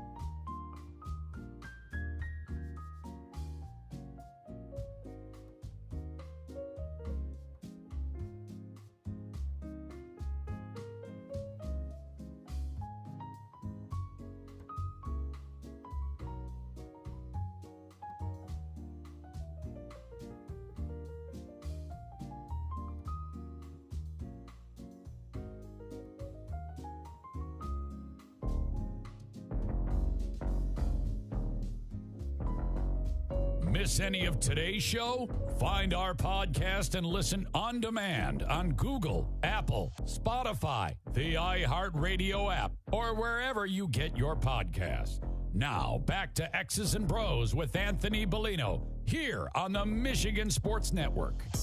Welcome back here to X's and Bros, Michigan Sports Network. That's Ben Glaze, Ryan Elke. I'm Anthony Bellino. You know, in the NBA, the game can change in an instant, but no matter how the action unfolds, you know DraftKings Sportsbook has your back. This week, new customers can score $150 instantly in bonus bets for betting just $5 on basketball. Win or lose, you get an instant dub. Download the DraftKings Sportsbook app right now. Use the promo code HUGE. Promo code HUGE. New customers get $150 instantly in bonus bets for betting just $5 on basketball. Only on DraftKings Sportsbook, only using the promo code HUGE. The crown is yours. Now, if you or someone you know has a gambling problem, wants help, needs help, call the Michigan Department of Health and Human Services Gambling Disorder Helpline, 800-270-7117. 21 plus, physically present in Michigan. Eligibility and deposit restrictions to apply. Bonus bets expire 168 hours after issuance. Terms at sportsbook.draftkings.com/basketball terms. Welcome back here to X's and Bros on the Michigan Sports Network. It is Thursday. We were just talking a little bit about Draymond Green's suspension. And I know that some of you are going to believe that this is like anti-Michigan State, and it's not. Because I'm looking at my own program at Michigan, and you know they got the win over Iowa. The news, the reports, what's coming out, I think we can all basically at this point confirm, the university has confirmed, things never got physical between John Sanderson, the strength coach, and Juwan Howard, the head coach. An exchange of words. I'm not worried about it. The Sandman elected not to travel to Iowa. That's totally fine. They went to Iowa. They handled business. Terrace Reed has, the best game of his young career. I'm not worried about it. But it looks bad. I can see the optics of it. I'm already dealing with a lot of the questions and commentary. Last night I'm sitting in the press room before the game, and that's all anybody wants to ask me about. I don't know. I wasn't there. I didn't see it. You think I'm sitting in a practice? I work on game days. I know what you know. No, you know. I'm like, dude, I don't know. This is allegedly what took place. I don't think it's that big of a deal. And everyone's like, well, you're just trying to downplay it. No, I don't think it's that big of a deal. The two coaches got, yelled at each other.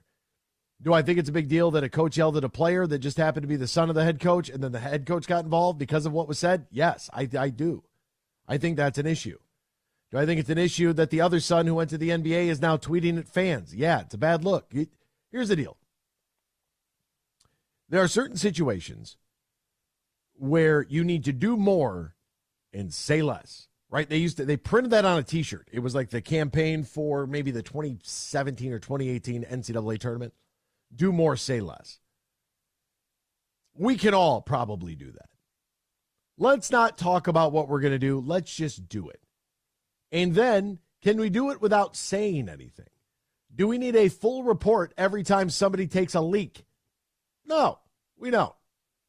Let's just do more and say less about it. We don't need to tell anybody exactly what we're doing or what we're up to. We don't need to share everything about our lives.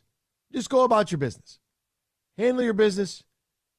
Continue to elevate yourself in whatever what that means and progress in your professional career, in your personal life. Just do more. Don't tell your wife you're going to go do a whole bunch of things. Don't talk about it, be about it, right? Surprise her with flowers. Don't tell her you're going to surprise her with flowers. Go take her lunch. She might like that. Send her a nice message in the morning. It's probably a good idea. Act like you give a damn. That's a good start too. But don't talk about it. Just go do it. And if you do it without expecting anything in return, then you're going to be in really good shape. But I think that sometimes we are especially, and I always go back to the internet because that's where everything's at. I wouldn't have known what Jet Howard thought about it until he voiced his opinion on the matter. It looks bad. It looks bad. The team was dysfunctional last year. It looked bad. Jet Howard's a great shooter. He's not a creator. Didn't have a left. Didn't play great defense. Didn't rebound. You don't have to be a rocket scientist to know this. If he catches the ball in the left wing, he's going right hand across the paint. If he catches on the right wing, he's going to the right side, going baseline. That's it. It took you 3 games to figure that out. Like, yeah, he doesn't go left. He can't do it or won't do it, but either way, he ain't going left. Force him left. You know, was he used properly? I don't know. He's a hell of a shooter. So put him in a spot to spot up and shoot. So the conversation around Draymond Green doesn't come from the fact that he played at Michigan State. If anything, he's a Michigander. It's like Floyd Mayweather, right? Floyd Mayweather's an incredible boxer. He's also kind of a jerk. If you had hundreds of millions of dollars, would you be a jerk too? I don't know. I would prefer not to be. You're not going to take any of the money with you. So it doesn't matter if you are, low income, medium income, or high income household. Nobody cares what car you drive. Nobody cares what you do for a living or who you met and who you talk to. Nobody gives a damn about any of that.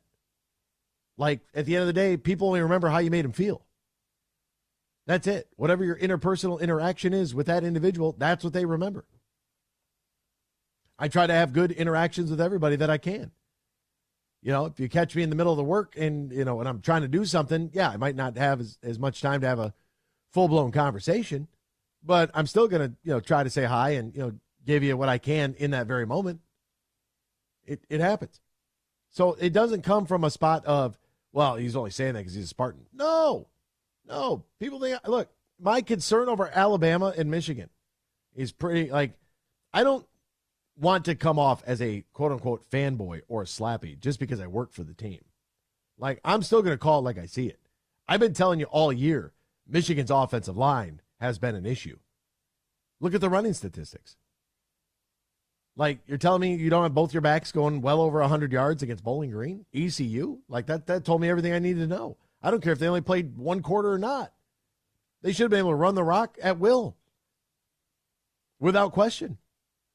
Without a sliver of a doubt. I've told you that. I don't think they're up to snuff. Defensively, I think they don't have that one superstar. That might be Mike Sainer still. I like the way he plays football. I do. I think Marvin Harrison Jr. is an absolutely sensational player. And I think that the Chicago Bears are absolutely insane if they don't draft him and get him on the field with Justin Fields. That it seems like a can't miss no brainer. That's like Joe and Chase in Cincinnati. They have a commonality. They have a bond already established. Yes, of course the Bears are going to take Marvin Harrison Jr. How does that affect the Lions? I'm a fanboy because it's like, hey, we're 9-4, as I think Ryan said it the other day. We're like the little kids that never got candy. All of a sudden, we're looking at 3 Snickers bars and a case of Reese's cups, and we're wigging out, and somebody took it from us. It's like the Halloween candy, right? Same principle. Oh, we got all this candy. Mom and Dad, you can only have one piece. What? What do you mean? I got all this candy. This is all mine. What do you mean? That's the that's the issue we're having with the Detroit Lions. We've had some success. I'm concerned over who we've played. I'm concerned about our strength of record. I'm concerned about the last 3-4 weeks where we've been turning the football over. I'm concerned about our injuries on the offensive line. I'm concerned about our inability to put anybody on the other side of Aiden Hutchinson and get to the passer. James Houston. Do we have any Gorilla Glue for that ankle? Can we duct tape that thing? We need you right now. So I'm not, I call it like I see it, but I'm not going to say anything inflammatory that's going to get me fired. Period. Like the Connor Stallions thing. I made a comment about if it's, they determined that we cheated. I said, quote, we're cooked. That's what I said. Somebody tweeted at my boss right away. Tweeted at my boss. I can't believe you'd hire this guy. What? You hit the ball in the pond, you're 1 in, dropping 2, hitting 3. You don't get to take a free drop. That's not how the game of golf works. So as long as I'm fair and as long as I'm honest, I can live with it. And my employers can live with it too. It's the way it is. It's the way it is. So there's all my concerns. My commentary on Draymond Green is because I think he's overvalued. I think that if he was drafted by Sacramento or Oklahoma City or New Orleans or Charlotte or any other team, he doesn't see a second contract. Say what you want. Oh, it's IQ. That's what everybody defers to. IQ, IQ, IQ. Like, hey, bro, you're telling me as a professional player, you don't know what help side defense is? You played at Michigan State, for God's sakes. Of course you're going to know. Like, you watch film. You're supposed to know what the other team is going to do. It's part of your job. It's in your description. So nobody else can make this play. Everybody else can make that play. Wow, look at his passing. Stop it. Stop it. Guy's a reckless bully. And this idea like, oh, he's going to go seek help. That's everybody's thing. Oh, who knows what he's got going on in his life, and he's taken out of the court. It's everybody's excuse. Everybody's excuse right now. Going to go get counseling, going to go seek help. How about you just own up to it? Like, well, there's an idea. Let's accept responsibility. And maybe Draymond's doing that, and that's why they went indefinite suspension. I don't know. Do you want to let him come back before he's ready? How you going to know if he's ready or not? You know if he's going to run around and kick somebody in the groin again? There's an entire video of all this stuff. You can watch it. They're not basketball-related plays. That's why they leave him open from three, because he can't shoot it. He's not going to be entered in the dunk contest. Like, what do you do that's really great? You're an agitator. But you don't rebound like Rodman, and he's an agitator. So, there you go. We can guard 1 through 5. Okay. All right. Now, on to this other stuff we have here. I think I'm onto something with what I said to Erik Schiltt there in hour 2. I think I'm onto something. I think that because of the relationship here between Sean Payton, the head coach of the Broncos, and Dan Campbell, the head coach of the Lions, the amount of time that they spent together, Sean Payton's going for the jugular. He knows it. Hey, you're my guy, and it's like old dog versus young pup. This is what I do. The Broncos are a relatively scary team right now at 7-6. They're an even 500 away from home, and they started off 1-5 to begin this year with their lone win coming to the Bears. 1-5. That's what they were. They lost to the Commanders, the Raiders. They got beat by 50 to the Dolphins in week 3. They lose the Chiefs, and all of a sudden they get that win against Green Bay by 2 points. And they rattle off 5 in a row. They win last week against the Chargers, 24-7, lost the previous week to the Houston Texans. And here come the Detroit Lions.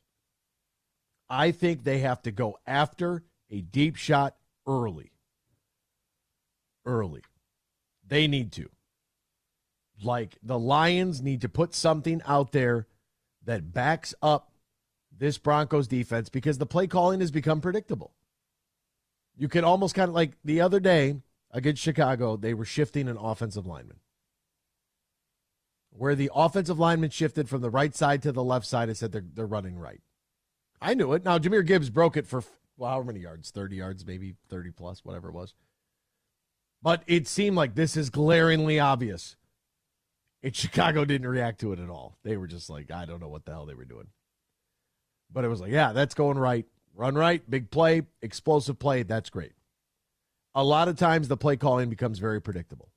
Our wide receivers are having some trouble creating some space because they have to do so now relatively quickly because the offensive line has had so many problems up front. So many problems. There was a breakdown of sacks. A breakdown of sacks. Who surrendered the most? Penei Sewell has surrendered a sack. It broke the streak that he had going.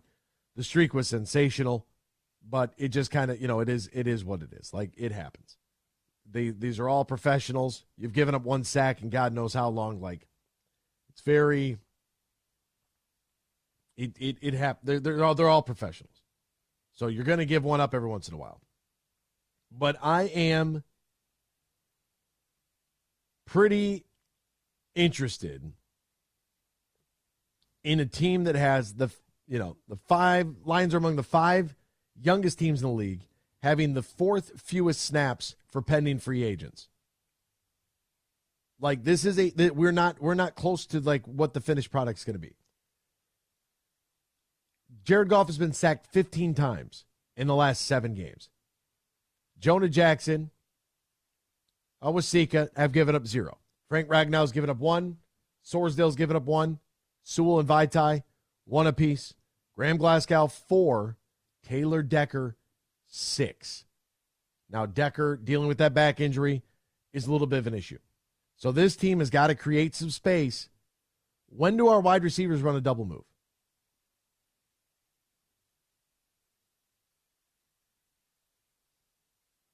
When?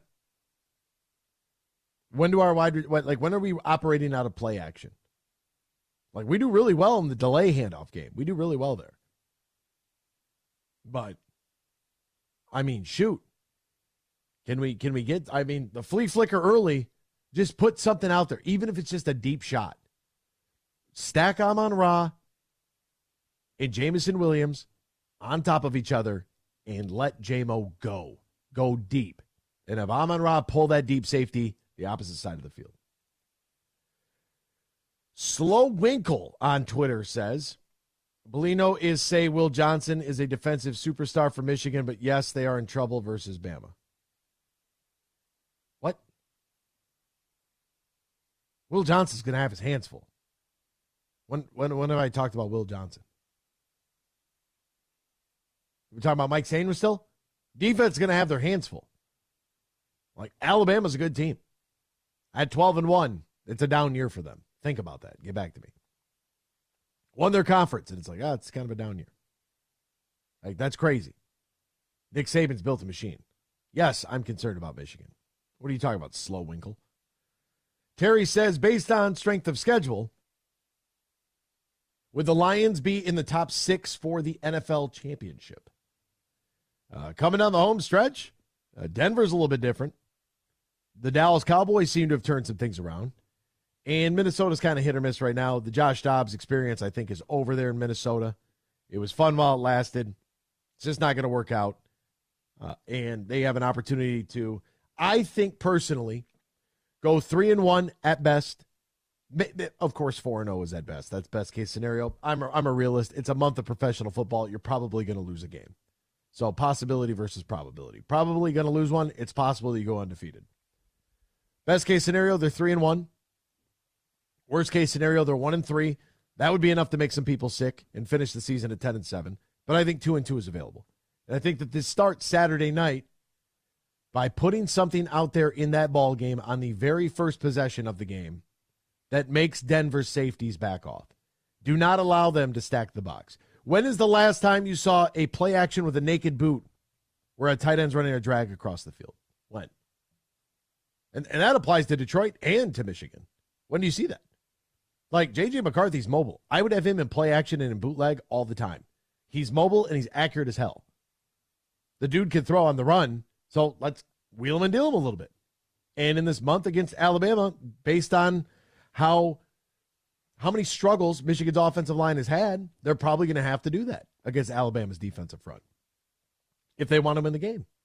I hope to see the same from the Detroit Lions Saturday night in Ford Field. Shout out to Slow Winkle. We'll step aside. Be back tomorrow, same time, same place, right here on X's and Bros on the Michigan Sports Network. Huge here for my friends from Coppercraft Distillery. Now, they're a Michigan-based company, and they have a message for anybody 21 and up. You're going to want to get hooked up with this Honolulu Blue, a premium can cocktail. Vodka, blue raspberry lemonade. This special limited edition can cocktail is available at local stores, pubs, and restaurants.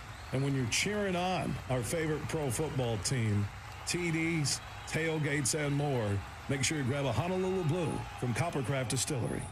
Deck your cart with Meijer Savings. This year, give the gift of savings from Meijer. Santa Bucks will save you plenty. This Wednesday through Saturday, save up to $50 when you decide what's on sale with Santa Bucks. Ho, ho, ho! Savings for all! Plus, stack your savings with M-Perks December daily deals. Check back every day for the newest can't-miss deals. Shop Wednesday through Saturday to save even more when you use M-Perks at Meijer. Exclusions apply. See all deals in the Meijer app. Get your groove on. Friday, December 15th at Soaring Eagle Casino. Robin Thicke. Same show, same night, Montel Jordan. Tickets start at $53. On sale now at the box office and etix.com. Party hard. Slide into smooth. Robin Thicke, and Montel Jordan. Friday, December 15th at Soaring Eagle Casino and Resort. Roast Umber is a farm-direct coffee sourced from Central American farmers and roasted in Grand Rapids. And also the Nitro Cold Brew Coffee is a convenient and healthy option for energy with no sugar additives. Look for it at your local retailer or at roastumber.com. Merck Perks from Mercantile Bank is here. Merck Perks checking has all you need to plan your busy lifestyle. Travel services for hotels, airfare, and cruises, cash back rewards, and even savings on prescriptions, eyewear, and dental work. Merck Perks also includes all the traditional benefits you love, like online and mobile banking, and fee-free access to almost 40,000 MoneyPass ATMs. So when you're ready for perks, Merck is here. Learn more at mymerckperks.com, member FDIC. Salt and pepper, Tom and Jerry, rhythm and blues. Some things just always go together, like driving and seatbelts. The Michigan Association of Chiefs of Police knows that seatbelts save lives. We know how easy it is to buckle up every single time. We know how important seatbelts are for everyone because we see what happens when people don't wear seatbelts. Driving and seatbelts. You just can't have one without the other. Huge here. AB's doing a heck of a job, and I'm ready to drop some huge opinions about what he's talking about later today at 3 on the Michigan